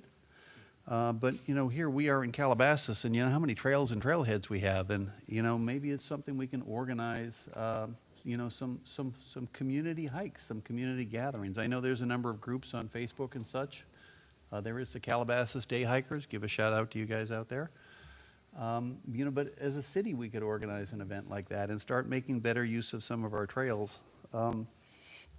Surfing was also very high up on that list, and that reminds me of our beach bus. And we might want to be looking harder at that and its schedule as the summer comes up here. And then finally, the other thing that was in there that hit me is in the non-participatory events. One of the highest ones in there, and this is for events that attract people that aren't necessarily in the sport, but they're attracted to it. And you know, one of the high ones on that list was bicycling. You know, and our mayor has been mentioning a Cyclavia event for a long time. So, you know, I think our national trends that are outlined in this report do support something like that. I do have to touch on the money. I'm glad the community center came in with the 90% revenue return. Interesting, when we looked at that facility, and Agora Hills decided that they did not want to continue to participate. It was originally supposed to lose $50,000 a year, but we knew it was losing about $100,000 a year, and we thought we could do better. Or that's per city, so $200,000 loss per year for the whole place. And it looks like our programming is already starting to improve upon that. So I think we're in good shape there. With the senior programming at 50% cost recovery, I do think that we need to look a little harder at those fees. And I don't want to, you know, put the pinch on somebody who can't afford to do it. So maybe we need to come up with a fair schedule of, you know, assistance for those that can't afford it. But I think we need to get a little bit better than 50% in the cost recovery in that area. I know I'm not going to make a lot of friends by saying that, but I am on the budget committee, so I have to. And so that's a balance. That's a balance of what our needs are versus what our costs are. And I think one of the things that we do need to continue to look at, and Erica, I think this would be a great, opportunity for you and your staff moving forward is, this is our needs assessment. We also have to look at the cost assessment. So if there's something that actually has a better revenue generating, but isn't as high up on the list, we might need to mix a few of those things in there in order to keep the money coming in to pay for the more popular events that don't have that financial backing. So something to look hard at. A lot of great information in here. I do want to say thank you for your time, and I think we've got some good tools for planning our programming. Thank you, James. I think demographically, there are a couple things, competing things. The state's losing population, the county's losing population, the region's losing population, so is our city. People are having fewer children. The single-family houses are priced so high that younger couples can't come here as easily. And the increase in housing is largely multifamily housing, which is weighted toward single people or people without children. Not entirely, but just weighted toward that. So I think that might answer why you're getting competing trends. There are fewer people, but there are also fewer children and more dwellings. I did have one thing that we were never able to do because the community center was jointly owned and operated by the two cities, and now that's not the case. We're operating the community center. I really think we would benefit from having a special membership at a discount where you're a member of both. And the reason I say that is the community center, the gym membership has never really had a waiting list of much, if at all. At most, it would be like a 1-month waiting list or sometimes 0. They had vacancies. And the tennis center is like 5 years, 4 or 5 years. I think if we had a special membership, it would alleviate some of that, and perhaps we could even shorten the list for the tennis center if we found that people were using the community center more. I know it's not ideal. They're at different ends of the town. They have different kinds of activities. But if you gave a significant enough discount, perhaps you could. I mean, a little discount for being a member of both as opposed to having separate memberships. And then they'd be able to do all types of activities. Community center's indoor, tennis center's outdoor. So they kind of complement each other. Aside from that, I don't have anything else. I would like you to look at that, though. Even if it's not feasible, Erica, I guess you're the person. Even if you wind up determining it's not feasible, we didn't have an opportunity to look at it before because we couldn't control both, but now we do. So maybe we can do that. Another thing, maybe it's just me, but I always thought if there was some way to have a couple nights a week where you have a late night opening, where it's open extended hours, perhaps you could have a late night membership or something like that that starts, say, after dinner hours and goes till midnight. But it would be not every night, obviously. It would be a few nights a week. You have to staff it, and you have to have a minimal amount of staff, and maybe nighttime hours aren't the best. But I don't know. Maybe that's something that people would be interested in at this point. Anyhow, those are my suggestions. Thank you. Thank you. Thank you, Michael, for the presentation, and Erica for all the work that you and your department have done, and Kindon for working on this as well. Was really happy to see the results because it's a lot of things that we know just by being involved in the community and speaking to residents of all different backgrounds and ages. I'm glad that the demographic questions, I had those questions as well. I want to know, what is the current membership at the senior center? It's about 150. Wait, only 150? Yes. And we're supposed to be at 450? What is that in here? Yeah, that's the recommendation. The recommendation is to be around 450 annual memberships sold. Oh, I thought we had a lot more members at the senior center. No, we dropped down with COVID, and so we're just getting some back. What were we before COVID, do you know? Almost 600, I believe. Oh, yeah. we went from 600 to 150? Yes. We should discuss that. That's like, Yeah, we do. It's something that the team and I are looking at. there's really no motivation or benefit to having a membership due to the fact that the residents get pretty much the same thing as a member. So the only thing that the members really get is priority registration. But that used to be a really big deal. Yeah, it's not, because there's no competing. Before, when they had all the members, and then you had to get in and get your class with John Paul before anyone else or any of those things. Now there's nothing competing. Everyone kind of gets their classes. So it's something we need to look at, and something that we talked with Michael about, and that's where we found out that the visitation is higher than it has ever been. So we're getting our revenue from the programs, not necessarily the memberships. So how, in terms of a budget, or have we then lost a lot of money at the senior center because we're not getting the Yeah, not as much as you would think, because we're making it up with the program fees. Right. Yes, so they're registering for individual classes. Down with programs. Right. Right, but I was wondering like what the gap is. I can find that out specifically. I don't know that off the. I mean, it would be great to find an incentive for members. Right, and we've been trying It's, to do that. yeah, the only thing I can tell you is that most senior centers, the membership is $25 a year. And it's really just kind of it's almost like a library card, where it doesn't really, you can check out books and you can come in and use but there's not usually a whole lot of value for cities that run senior centers, because the cost recovery is usually much less than 50%.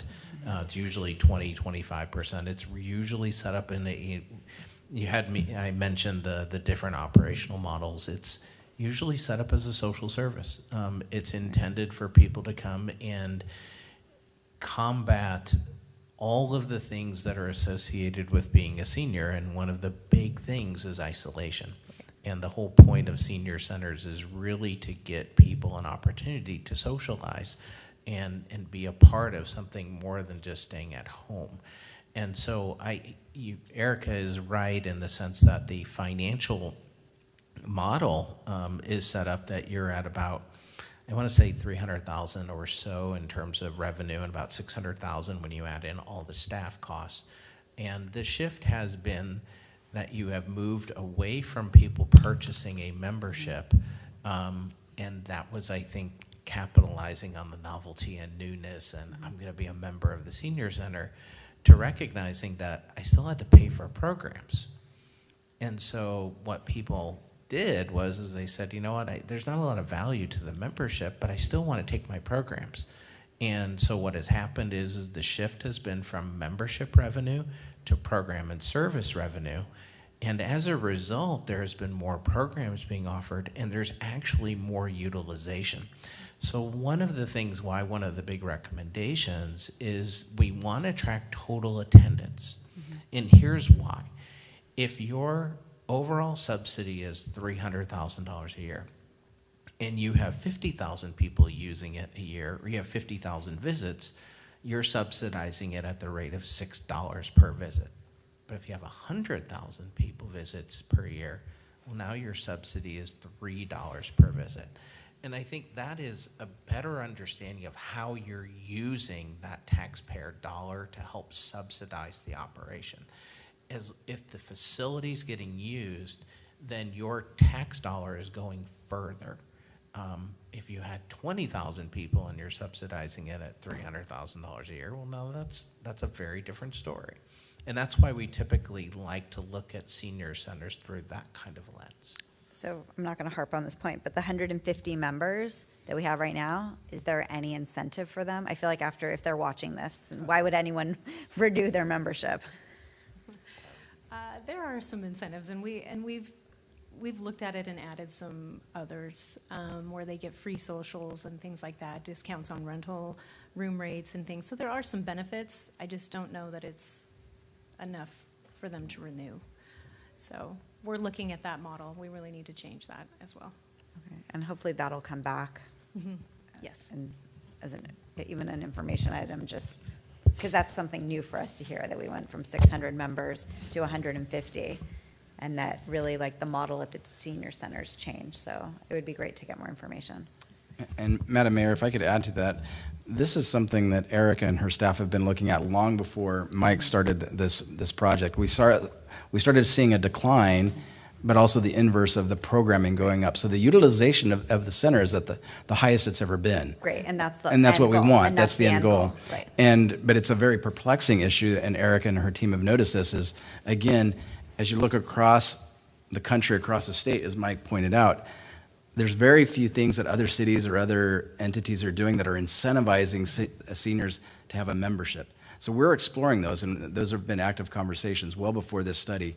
But there's not much out there that is proving to be changing that trend. And my last question regarding the senior center, are you seeing most of the people, are you seeing most of the utilization from seniors in our community or outside of the zip codes in the city? It's both. Mostly inside that's using our programs. We have a lot of non-residents that do the cards and the gaming, but it's a mix, but mostly Calabasas, I would say. No, I'm thrilled that the utilization's up. That's the most important. So many of the questions and points have been offered, but I just wanted to go back to the pop-up events. That's something that I'm really passionate about. It's the one thing that we hear there. It's just people are craving more single-use events that they can come to and that cater to people of all different ages. So I want to know how we can make that happen. I actually really love what Peter was talking about, how like we have the Earth Day and the Arbor Day, but the utilization of the people that, it's so small at those events. And I talked to Ken, and he's like, if you want staff to add something, we have to take it away. We might have figured out what we can take away sitting right here tonight. But I want to find council consensus, if there's council consensus, to give staff direction on pop-up events, or what do you need from us to make it happen? I understand Cyclovia is a huge undertaking. I also know it would be so successful, but there's other things that we can do. When David and I have surveyed like the Mayor's Youth Council, they loved the Commons Community Barbecue. They can't get enough of that. And that had people of all ages. Food, entertainment, and throw in a little run or something. And also, 4th of July will be here before we know it. And so I want to make sure we're focused on that. It's a beloved day in this community. If it has to be different this year, it has to be different, but I don't want to lose sight of 4th of July in Calabasas. But I'm optimistic that as a council, we would be willing to shake up the calendar of programming to add new things. So what do you need from us to make something happen? Do you want me to start with that, Erica? Yeah. So, wonderful question, and I'm glad we're having this as a council, as a body. Some of this, again, is there's been an emphasis, there's been a desire. We hear that from the council, and staff is very aware of that, very cognizant of these, create something new, create something different. A lot of this is going to come down to budget. And if I can jump on the unpopular wagon with Councilman Crowd a little bit, is and having some honest conversations, not just maybe about the environmental events, but all of our events. And that might even be looking at some of our sacred cows, 4th of July and Pumpkin Festival. We allocate over $250,000 to those two events. If that's the preference of the council, we do that. But if we're going to then add other pop-up events, we need those budgeted. And we need the resources to be able to do that. So either something has to give in the current budget, or we need increased revenue and staffing to be able to do those pop-up events. But what if it wasn't like a huge pop-up event? Like I was so excited to see the paint night, and that was something creative by staff. But what if we looked at something just a little bit bigger, and maybe if there were food trucks, I'm not saying we give the food away for free, people pay for the food. So like ways to just bring the community together. I mean, the art festival was such a huge success all those years. And every time we do an event, I was even thinking about like the Hanukkah event, which was hosted here. Huge success. The unofficial city event that David and I put together. People are craving to come together as a community. So like we've heard it from the consultants, we're all saying it. So I just don't want to be sitting here at the end of the year and we still haven't figured out a way to do something. And let me emphasize again, and Erica, maybe you can talk about the budget side of these. These events that we've been talking about, these that you see that are new or fresh, these are budgeted events. And so per council's direction in the budget each year, they're allocated a certain amount. And so they try to maximize those events throughout the months with smaller events and bigger events. If we want to go to those bigger events, again, we need more of a budget to do that. That's what it's going to boil down to. Now, it just depends. Again, I think part of that might be a study session of really understanding what the council wants, because we can say a pop-up event, which in one council member's mind might be a $15,000 event, where in another council member's mind, that might be a $45,000 event or a $60,000 event. And so we need to take that into account. It also is also, on the other side, it's the staffing. It's not just the money that goes into the event, but most of the time, it's Erica's team and our public works team. So do they have the capacity to clean up, set up, take down everything for all of those events? But I don't think, we never approved paint night. No, but you approved a budget.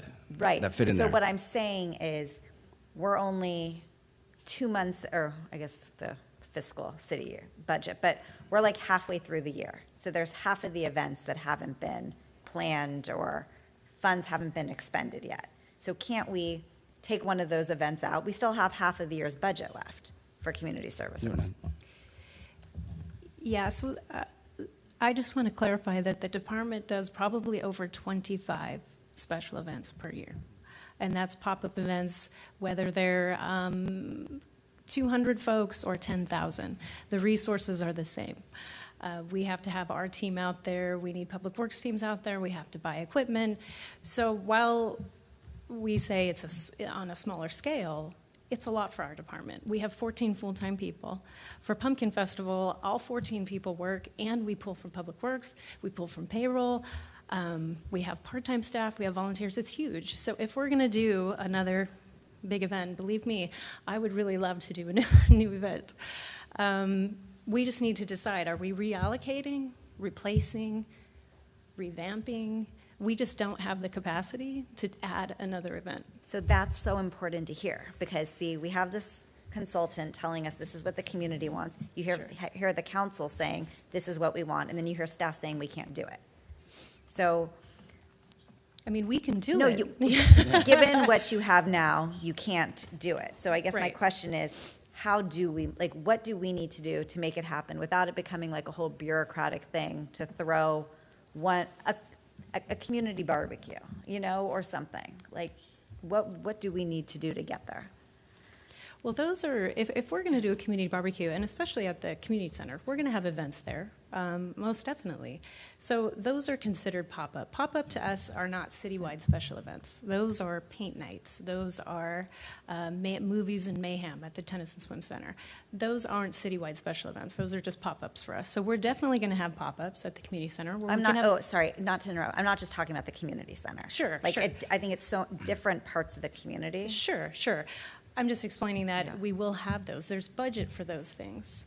But a large citywide event, there is not. So we can add a community barbecue wherever we would like, something smaller. But if we're looking at a large scale run, new event, cyclovia, that's going to have to take place of something else. We are at capacity with funding and staffing. So then, Kenan, would you need the council?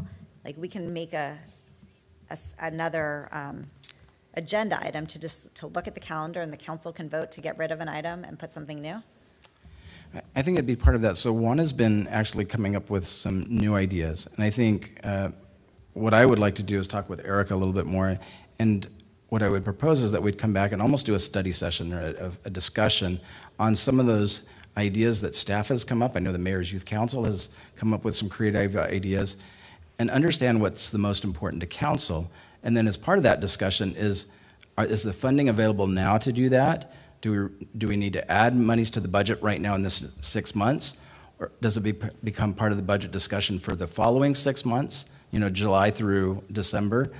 Or is it something that we sacrifice something else? So that's what we need direction and support from the council on. You have, as Mike mentioned, you have an amazing staff in the Community Services Department. When they put on an event, it is spectacular and the community loves it. They just need, again, the direction from the council of what's the most important, and then the money to do that. And so I would recommend that we hear from Community Services on some of these ideas, incorporate some of the ideas of the Mayor's Youth Council, and you tell us what's the most important, and we'll figure out if it can be done in this budget cycle, this current budget, or if that's a discussion for the budget beginning in July. And would 4th of July be a part of that discussion? As in, Well, I just want to make sure we have 4th of July. that's up to the council. That's what I'm saying.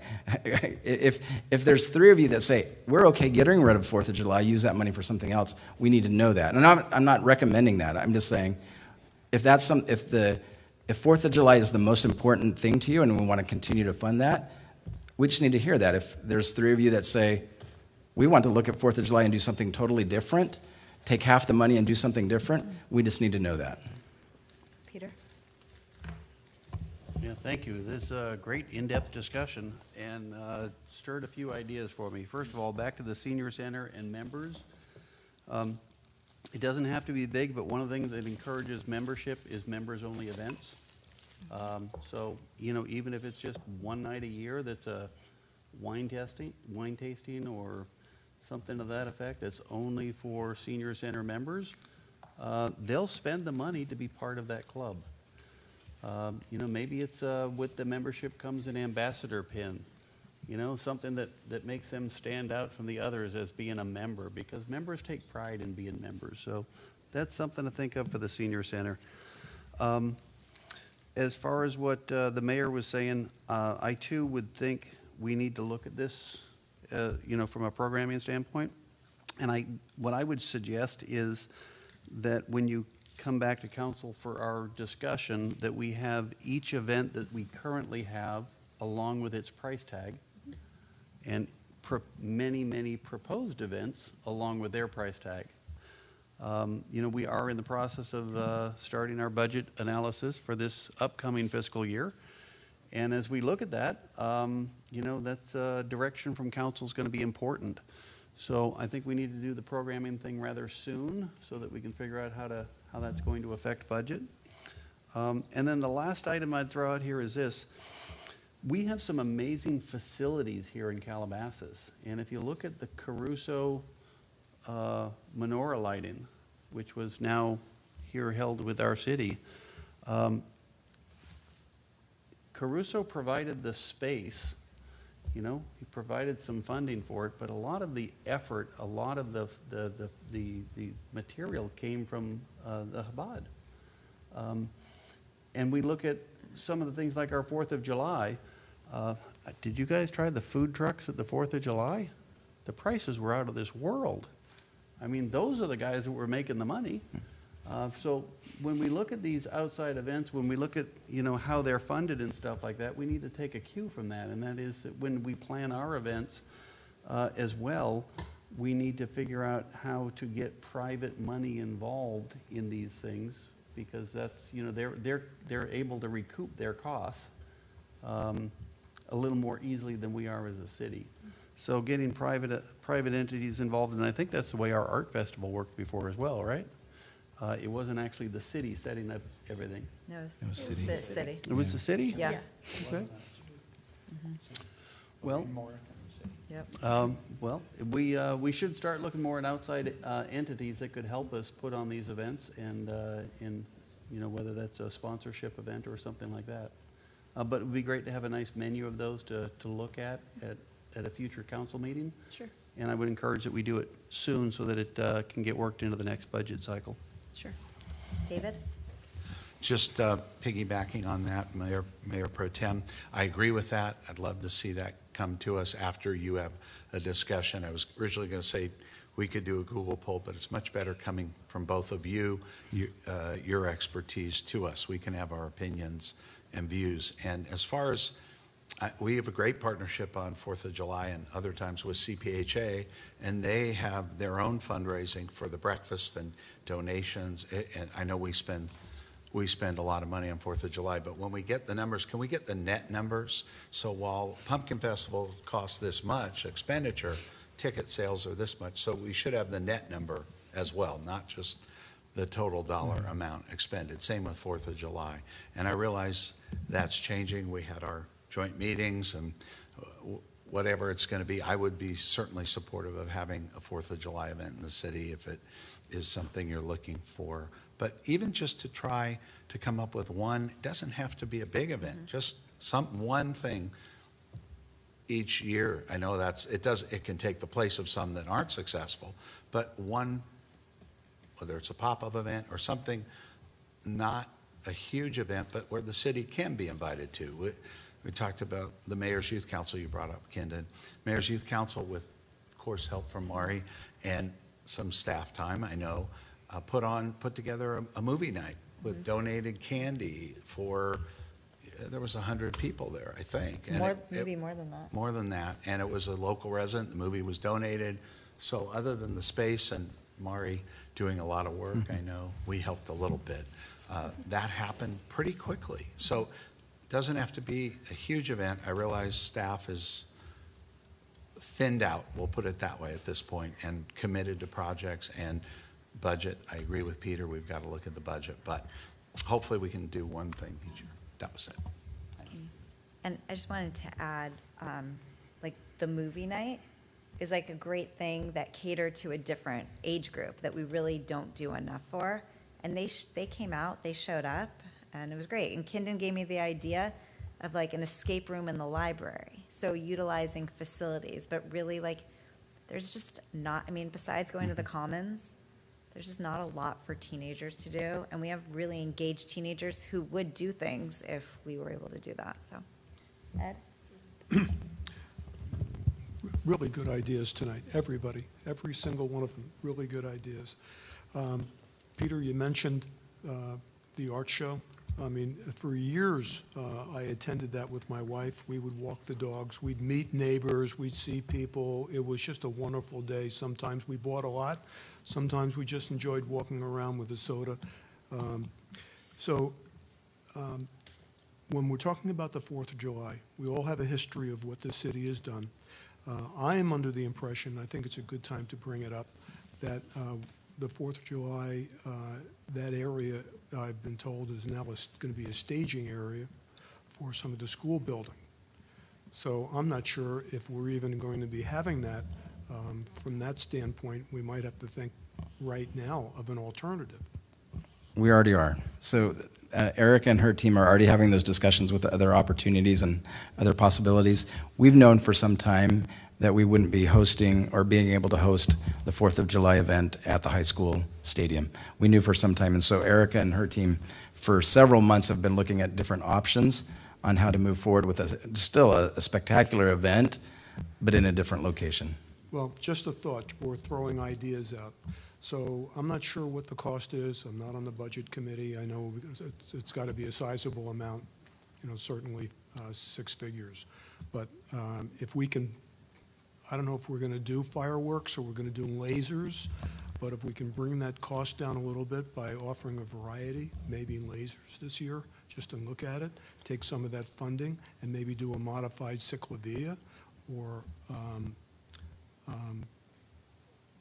I mean, I hate to cut back the Pumpkin Festival. That's just, that's an entity unto itself that, but it might be that we can reconsider what we're doing and size it down and spread it out a little bit. The pop-up ideas are great. I love the marketing idea for the ecology side. Help booster that up a little bit. And the pop-ups, not a lot of money, but they can grow and having more diversity and more frequently. Tough decisions, but I think it doesn't cost to talk, and we can bounce the ideas out. We all want the same thing. We want community involvement in something special and unique, and year after year the same thing. Things do change, and maybe we have to change, certainly looking, not maybe, I think we certainly have to look at those changes. Thank you. Thank you. And Erica, again, your staff just does an amazing job with any event that they do. And that's why the community's like, give us more, give us more. But when you give that spreadsheet to us, I think it would be important if you have attendance for the events. If we can add that, that would be really helpful to us. And Mayor, if I could suggest, we do have, per our discussion on December 15th, a group of priorities that we're addressing first. One of those is a calendar of events. that's the perfect time to have this entire discussion on these type of activities and what's the most important, what's the priority to the council. And I do appreciate the ideas, especially having the table of showing the cost and attendance and so forth. One of the things I think that's been surprising to me, and Councilman Bazagian, we've had this discussion, is there's quite a bit of concern, frustration to some people in our community that Pumpkin Festival has gone from 2 days to 1 day. But if you look at our cost, we're spending more now for 1 day than we were for 2 days. And so we have to just understand that costs are not the same as they were 5 years ago or 10 years ago. And so, again, when we come back to budget, a 2-day event, it wouldn't double the cost because a lot of that is the setup. But again, we're spending more today for a single-day event than we were previously for a 2-day event. And I think that will help Erica as she and her team put that together, she and Jeff and others put that together, help you look and see what these events cost. But I think also, Erica, one of the things that we may want to do is come with to the council on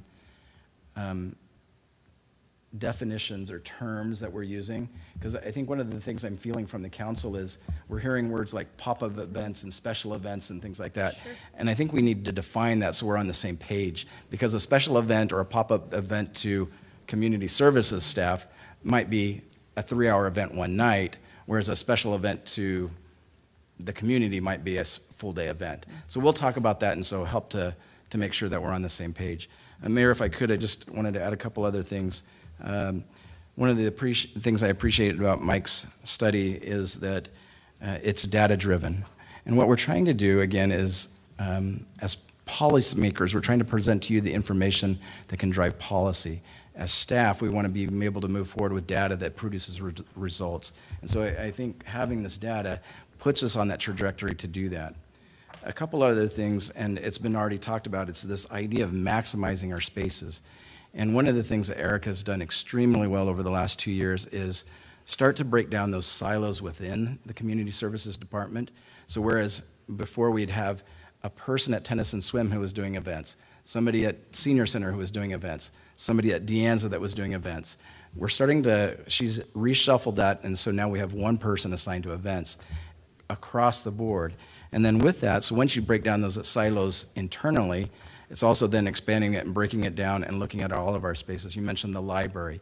Could we be having a yoga class on Monday when the library is not open? Mm-hmm. Could we be doing something different at the Senior Center on a Sunday night when it's closed, for a different demographic? Mm-hmm. So it's really looking at the assets that we have and then figuring out how to use those assets for the right data-driven project. And again, maximizing that space. In regards to partnerships, Councilman Shapiro, you mentioned having the foundation. We do have a foundation, and that was approved by the council. We've had 2 meetings, and our next meeting is just coming up in a few weeks. You have 2 very engaged and excited representatives that want to start fundraising, and that fundraising would be able to go towards events. It would be able to go to programs. It could go to scholarships to offset programming at the Senior Center, whatever that might be for those who couldn't pay for it. Just really quickly on the topic of cost recovery, I think one of the things, if I could add, Mike, to that is cost recovery is really shows the priority of a council or a community. And so, again, when a council or a city chooses to subsidize with general funds monies a certain activity or event, they're saying that that's important to us. And so we look at it as a subsidy, we look at it as an offset, but it also is an investment, because an investment in what you as council members know is important to the community. With that, you have our commitment. We're going to always look at ways to offset general fund money so we can maximize those throughout the community and throughout the demographics on that. Once again, a big thank you to Mike and to Erica and Jeff and staff for what they're doing. So thank you, Mayor, and thank you for this discussion. We'll be back soon with more. Perfect. Thank you so much again, and thank your staff, please. Are there any members of the public wishing to speak on this item? No. Okay. So this is a receive and file item. We don't need to do anything further. Our last item is new business, the City Council consideration of council liaisons, committee assignments. We're going to go over. Can we take a break? Oh, We're sure. a little over 2 hours. It's just Sure. a stretch. Sure. Let's come back at like 10 minutes. Okay.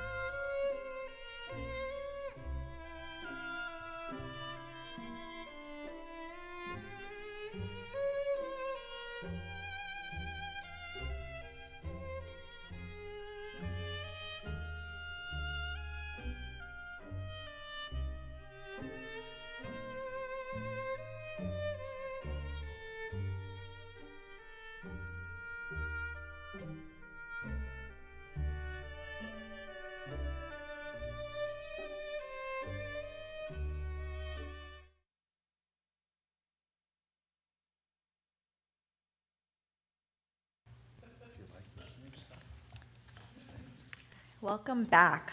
Our last item of business is the City Council consideration of council liaisons committee assignments. We're going to go over the appointment list and request votes on appointments. So I'm going to go through each task force, and if there aren't any issues, I'll move to the next one. Budget Task Force, I'll just Shapiro and Kraut. Or I guess just say if you're good with that. Yes. Good. Okay. Thank you. Commission Procedures Council Protocols Task Force, Bazagian and Kraut. We're good. Okay. Economic Development Task Force, myself and Ed. I'm good. Public Safety Emergency Preparedness Task Force, Shapiro and Weintraub. I'm good. I'm good. Open Space Annexations Task Force, Yes. Bazagian and Kraut. Good. School Site Task Force, Shapiro and Weintraub. I'm good. I'm good. Homeless Task Force, myself and Peter. Good. Development and Infrastructure Task Force, David and myself. I'm good. Just a question on the name change? Yeah, maybe? I had a question Yes, on that. and I'm going to have Kindon discuss the name change. Please. This was the wireless services. So one of the things that council, I'm getting an echo now.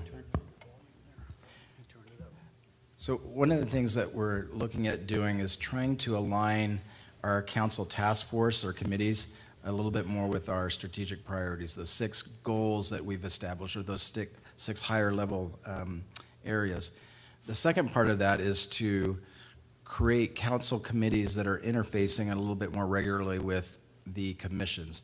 So for example, just this last week, Councilman Shapiro and Councilman Albrecht, as a sustainability task force, met with 2 members of the Environmental Commission to discuss overall what are the priorities for the council and the commission.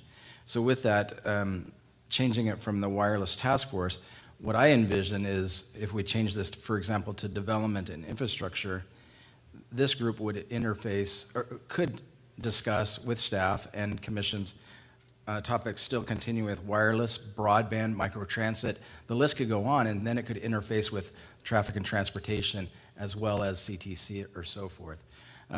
Similarly, with the Recreation, Youth, and Senior Services Task Force is a new one.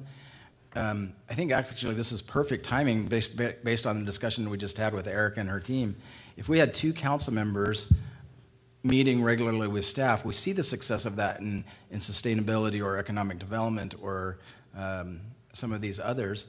And so if we could have that communication with council members and then be working more closely with the commissions on that, and then align that with our strategic priorities, Well, that's what we're envisioning. My question was not that, it was, what is that? Is this only related to wireless services? No. So why did we just changed the name and there were 2 extra council members, we just put them in that? We were the wireless. I know, but what, I'm trying to think of how, just because you got rid of a committee, you added a committee, and then you just shifted 2 empty seat council members to that committee, is that what you did? Oh, I didn't do anything. Yeah, Kindon. But I don't know, is this have anything to do with wireless services or not? It could. Yeah, so under development and infrastructure, again, we could discuss quite a few different aspects. Microtransit, broadband, we have the broadband project through the COG. Wireless So it is focused on wireless. It could be wireless, but it could also Well, include other aspects of I think it needs to be defined before I don't have a problem with doing this, I just think that development infrastructure, if I just read that, I would think construction. That's one of our strategic priorities. And I think that's what we're struggling with too, is we have that as a strategic priority, but what does that mean? And can we fine tune that a little bit by having 2 council members working on specific action items with the staff? Beyond wireless, I guess is what I'm saying. Okay, so this is not covered by another, I don't know, I mean, I'm okay with it, I just don't, I mean, it just is so vague, I wonder if it's gonna really be an effective task force if you don't give it a mission. Well, I still want it to also continue the work on wireless, because Correct, we're yeah. not nearly done Correct. on that. I think what So- it does is it expands the discussion items that that group could be having. And to your point, Councilman, we're not saying that it has to be the mayor and Councilman Shapiro on that. Again, this is up for Well, I'm not discussion. debating that, I'm trying to get a grasp of what you did. So in other words, you got rid of the wireless task force. You added this task force, and there were 2 council members who were misplaced or displaced, so you put them here. That was just a placeholder. If you notice, so when Mari put this together, she has it as wireless task force crossed out. So we just renamed it. Yeah. It's just that name change. But it's not just a name change, it's an And entirely an different expansion task of force. an expansion of what they'd be discussing. The key, I think, is it's an expansion Expansion. of the wireless infrastructure focus to include other aspects of infrastructure. It's of course up to the council to approve or not approve, but I think that's the idea, is to expand the focus onto development and infrastructure more broadly. But it's up to the council. Because I see infrastructure as a lot of things. I could see that as parks. Are they gonna cover park development? That might come up, but I think that would fall more under recreation, youth, and senior services. Well, you know, we tend to get, you know, I think a subcommittee needs to be better defined than development and infrastructure if it's going to cover every possible thing. It's my opinion. What do you guys want? What do you want? What do you want to focus on? Because this could easily, you know, I don't know. Ed? Yeah, please. You know, I think it's more than a placeholder. It's a combination of things. It's an element that a lot of elements could come in together on it. It's fluid. It's got some motion to it. It's not restricted. So you can talk about wireless. There's other things that can be considered. Wireless and the micro, forget what the term is for that, but that whole discussion we had about the recabling. So I'm excited about it. I think it'll give that task force a lot more range of motion, interact with the commissions, and you know what? If it doesn't work, we'll fix it. Well, how does it differ from the Economic Development Task Force? Economic development, to me, we're looking at ways to bring tax revenue and align businesses with their mission of doing their business in the city, making it easier for them to do business, help with permits, planning, just make that whole process a little more simpler. Economic development's a lot of things. We're talking about rezoning potentially right now areas. So that's a very valuable, specific area. This is more general. Okay. What's being recommended. Yeah, I would have to agree. I think this is a renaming of the existing task force, and I know that, you know, at one point in time, we had a big say in where a wireless tower went, and, you know, our role has completely changed because the state has taken that away from us. We don't have that kind of authority over wireless anymore. With the advent of 5G, wireless does require broadband in the ground. It's not 100% wireless. So by combining wireless and broadband, we're getting to infrastructure. With infrastructure, you know, it's going to take on a little bit more. So I really see this as just simply an expansion of the definition of what this task force was handling before. I would caution us with the word development. I see this as utility development, infrastructure, city. Again, I don't want it to be, hey, development, so then we would defer to their recommendation for Caruso's, you know, project at the Commons, because that's development, you know. So I'm a little cautious of that word, but I understand, I think the intent of it is our city infrastructure. And that's not what we want. That we really wanted to continue working on wireless and how wireless has evolved, like what you said, with broadband and. Can I suggest that we strike the word development and just have the infrastructure task force? Does that align with your Technology and goals? infrastructure. I would recommend, Technology and so maybe what I would say is infrastructure and communications, or something to that effect. And again, this is. Technology and infrastructure. Technology and Nice. infrastructure, I think, is a Technology great and- name for it. If that gives you the bandwidth you're looking for, no pun intended. So it covers everything, technology and good? infrastructure. Technology Yeah. and infrastructure. And I think that's one of the things that we've been struggling with staff as well with the strategic priorities is that word development in there. I think it's, Yeah. we're not sure how to wrestle with that one. Because you're correct, Mayor Pro Tem, development are projects, what we anticipate are projects coming through the planning process, where infrastructure might be the Green Street project that we're undertaking, or it might be the Mulholland project, or it might be something else that is infrastructure that we're building out. Technology could be then the broadband, the wireless, and so forth. And the Green Street project is storm drain, and storm drain is Could be, infrastructure. yeah. Okay, so that it leaves you a clear line of a park is not infrastructure. No, and that's You know? not what we're looking for. Exactly. So technology and infrastructure, if the rest of the council is in agreement with I'm that, I in think. agreement with that. Agree. Yeah, that's a good rename. Thank you. Kindon, does that, No, yes, this is your committee. okay. So we're just here to, yeah, I agree. I like the removal of the development. Okay, Sustainability Task Force, Shapiro and Albrecht. Okay, I'm We're gonna come- excited to Okay. add more to it, right? Recreation Youth Senior Services Task Force. I would love to be on that one, and whomever else. No one wrote to me on that. I what- Dave? I would What- like to be. I didn't know what it was entailing, why we were doing it. That was my question there. But I definitely, youth and seniors, that's absolutely one of the things I'm passionate about. Kindon, do you want to explain that one? Just a couple things. So one thing first, though, and Mayor, I apologize, I didn't get a chance to talk with Matt about this. Should we avoid any conflicts because we've recently appointed Dr. Sherman to the PRE to have the mayor and Dr. Sherman? Well, that was one of my questions to you that you answered offline, was that basically the recreation and youth services, senior, whatever, it seemed to me that this was covered by the Parks and Recreation Commission a little bit. And, are they going to complain that there's now a task force out there doing the same thing? No, I don't think so. So one of the things that we felt as staff is there were a lot of hiccups through the process of discussing parks. And I think that a lot of that could have been solved had we had those discussions with council members. And so at least coming into a meeting, we knew that there's two who were going in a certain trajectory. And that committee, that task force could then actually augment or strengthen the commission and say, Erica, Kindon, that's a great discussion, but that needs to go to the PRE. Let's have the PRE wrestle with it. We just felt that over this last year, there was a void there. On the question you've posed, I think it's not a hard legal conflict because the mayor and Dr. Sherman's, as I understand it, finances are separate, but I would defer back to the. Totally awkward, but completely separate. Yeah, no, I assume. Completely separate.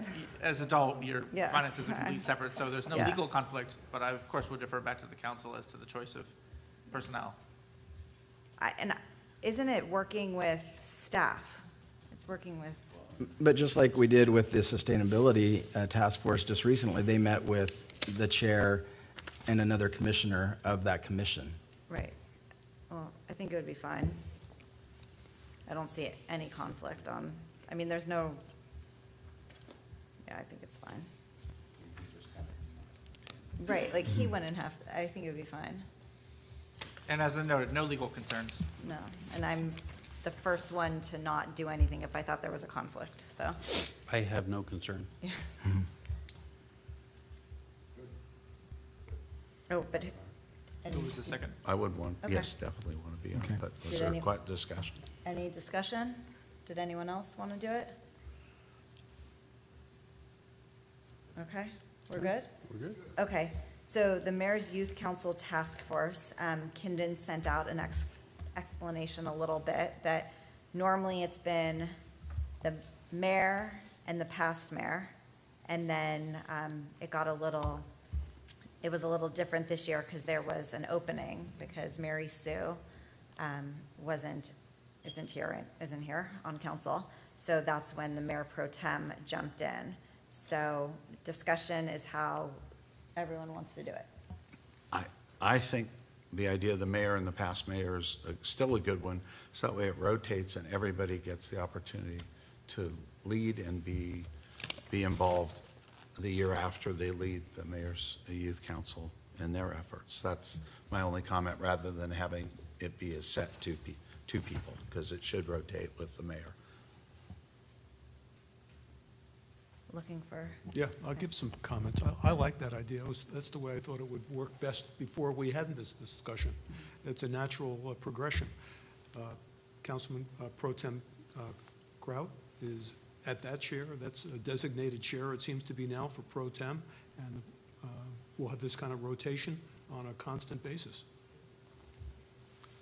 Peter, James? Yeah, I see it a little differently, and I don't know because I haven't been on the Mayor's Youth Council at any point. If the mayor runs the Mayor's Youth Council, right? There's the chair of it, or It's actually if the you would? student chair runs The it. student chair. But the mayor's like their advisor? Somewhat. So it just, in an organization like that, it just makes more sense, I think, and this might sound a little self-serving, but to have a mayor pro tem and a mayor involved, because then the mayor pro tem gets to know the people while the mayor is leading, and then there's an easier transition for the students, as opposed to the students seeing a new mayor, having worked with the past mayor, taking the second chair. It just, again, I don't know, I haven't been on it or seen how it operates, but it just didn't make any sense. And that's a good point. I think the reason it originally was set up, and I don't know why it was mayor, and it was due to the fact that once you're serving on it for a year, you have familiarity with the students, at least for a little bit, and can help advise. I mean, it is the mayor's advisory role, basically, that steers the ship. The students get to decide what they want to do, but the mayor gets to run the meetings and basically, not run them technically, but help guide them. That's really what it is. It's really all Mari. Like, none of us are needed, so. I'm trying to, because we had so many years with David started, James and I had it on COVID. We had it on, my Mayor's Youth Council was on Zoom with you, right? And then you did it on Zoom. Yeah. Mary Sue was in person. I would just say whatever we decide, we need to keep it consistent. Yeah. Because I don't want to have this discussion every year where we say who's on the Mayor's Youth Council. That one should be consistent. Of course. So Yes. if there's nothing written, right? Correct, there's nothing written. Okay.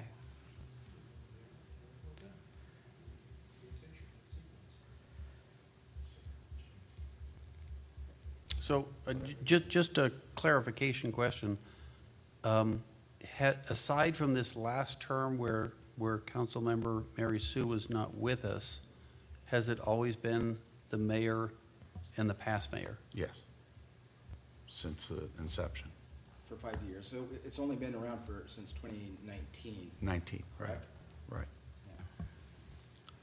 James, you're staring off into space? Well, as I remember it, it started out with just a mayor. And then the next year, we didn't discuss it at all. David stayed on and Alicia was leading it. Then the next time, when I became mayor, I assumed it was a past mayor. So then I put Alicia on as a past mayor.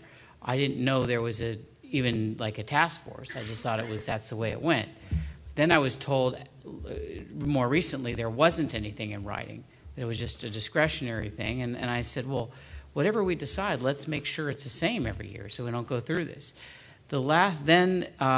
Let's see, after me was Mary Sue, so I was on there. Then Mary Sue was not there. So Alicia, David. Wait, what happened? Right. It was Alicia. No. It was then David is mayor. Oh, David I was was mayor. mayor. I'm sorry, I was mine, yeah. And then because there was no one somehow. Okay, I- then you Right. chose her. But it didn't come here as a confirmation. It was just done, right? Right, it was, Right, it wasn't a task force ever. Okay, it was never a task force. Right. So then this year, you went back to choosing the former mayor. well, no, I just thought that's how we always did it, but because there wasn't a former mayor, I guess it was just jumped in as mayor pro tem. Right. So whatever we decide, like I said, it should just be the same every year. So it doesn't come back as a task force even. Well, it doesn't sound like there's been a hard rule, but it does sound like there's been kind of a way that it's been operating. I would still say it doesn't make sense. From the student's perspective, they would be starting off with their primary contact being somebody they meet day one as opposed to having a chance to get them to know them under the mayor. So I would say from an operational standpoint, it makes more sense to have the mayor and the mayor pro tem. And the only comment on Oh. that, I'm sorry, was No. going to be that about half the students at least graduate, so they're all new. And the only problem with doing the mayor and the mayor pro tem, oh, I see, that the mayor pro tem would have been there. I don't know. It's like worked when it has been the mayor and the past mayor. But I could see what you're saying.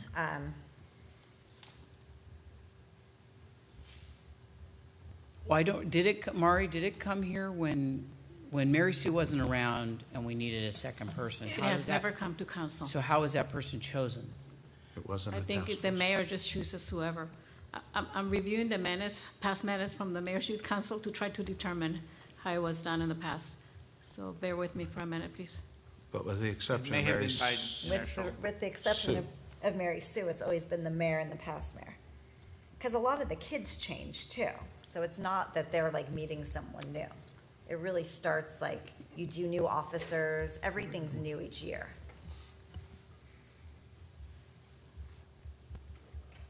Right, the officers, everything's Yeah, new. everything's new. We're going to have new officers next meeting for the year, and then a lot of them graduate Right. before fall, so. The question is really, is it going to be pro tem and mayor, or is it going to be mayor and former mayor? And I just want to explain one more time, okay? As the mayor pro tem, next year, with any luck, assuming I get reelected, assuming a number of things don't take me out of this world, like a bus or something like that, I'll be heading up the Mayor's Youth Council next year, right? January 1, 2025. I will have never met anybody. I will have never been to a Mayor's Youth Council meeting. I will not know what they do. I will not know what my role is. And I'll be in charge. Or Yes and no, meaning, again. even you if it's come only to a a little meeting. bit, yes. No, What I'm saying is you that should come to a January meeting. 1st, but I can't because there's two people on it. You can observe and not speak, I thought, always. I guess I could, but Yeah. you see what I'm saying, though? It just, You it got makes the it, mayor, you got the former mayor with you. Or the mayor pro tem. I'm talking So you gotta January go through 1 a of cycle. 2025, I will be stepping in as the Mayor's Youth Council lead, having never been to one, never seen it, and don't even know what occurs there. That's why the mayor and past former mayor doesn't make sense to me. Well, when we first set it up, did we make it the mayor's choice to choose a second person? It doesn't specify, I don't think the resolution specifies who the liaison or the other person should be. So I have minutes from 2020, it was Mayor Weintraub and Councilmember Shapiro. 2021, it was Mayor Bozajian and Councilmember Weintraub. 2022 was Mayor Maurer and Councilmember Bozajian. 2023 was Mayor Shapiro and Mayor Pro Tem Weintraub. Because So, of Mary Sue. So But the- I think that we're was more the only interested in hiccup. what if there was a discussion of anything, or if there was any kind of written thing there's as never to how been a it's supposed to go. discussion regarding this. The only discussion at the council level was to create the Mayor's Youth Council by resolution, which designated the mayor alone. The second council member who's attended has occurred by mayoral choice, not council choice in the past. So we just leave it to the mayor to choose? That would be a third option. No, but is that how it was set up, though? Is that your The understanding? resolution was silent, so by default, it occurred as the mayor's choice. But it if- wasn't a conscious council choice to do that, it was simply by default. I understand. all right, So- well, I presented my best argument, so I think at this point, we just need to ask the mayor to choose. No, I don't think, that's not a fun decision. Well, the mayor I doesn't don't know have to how else choose. we do this. No, we can discuss it. It doesn't have to be here, though, because it doesn't require confirmation, does it? Unless the mayor pro tem wished to make a motion to have a vote on the options.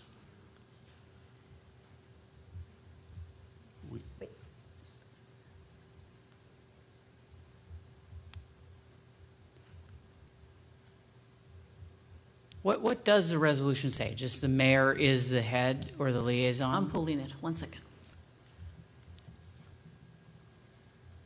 Or does it not even mention another council member? Well, what does it say? Probably not. It's just the mayor.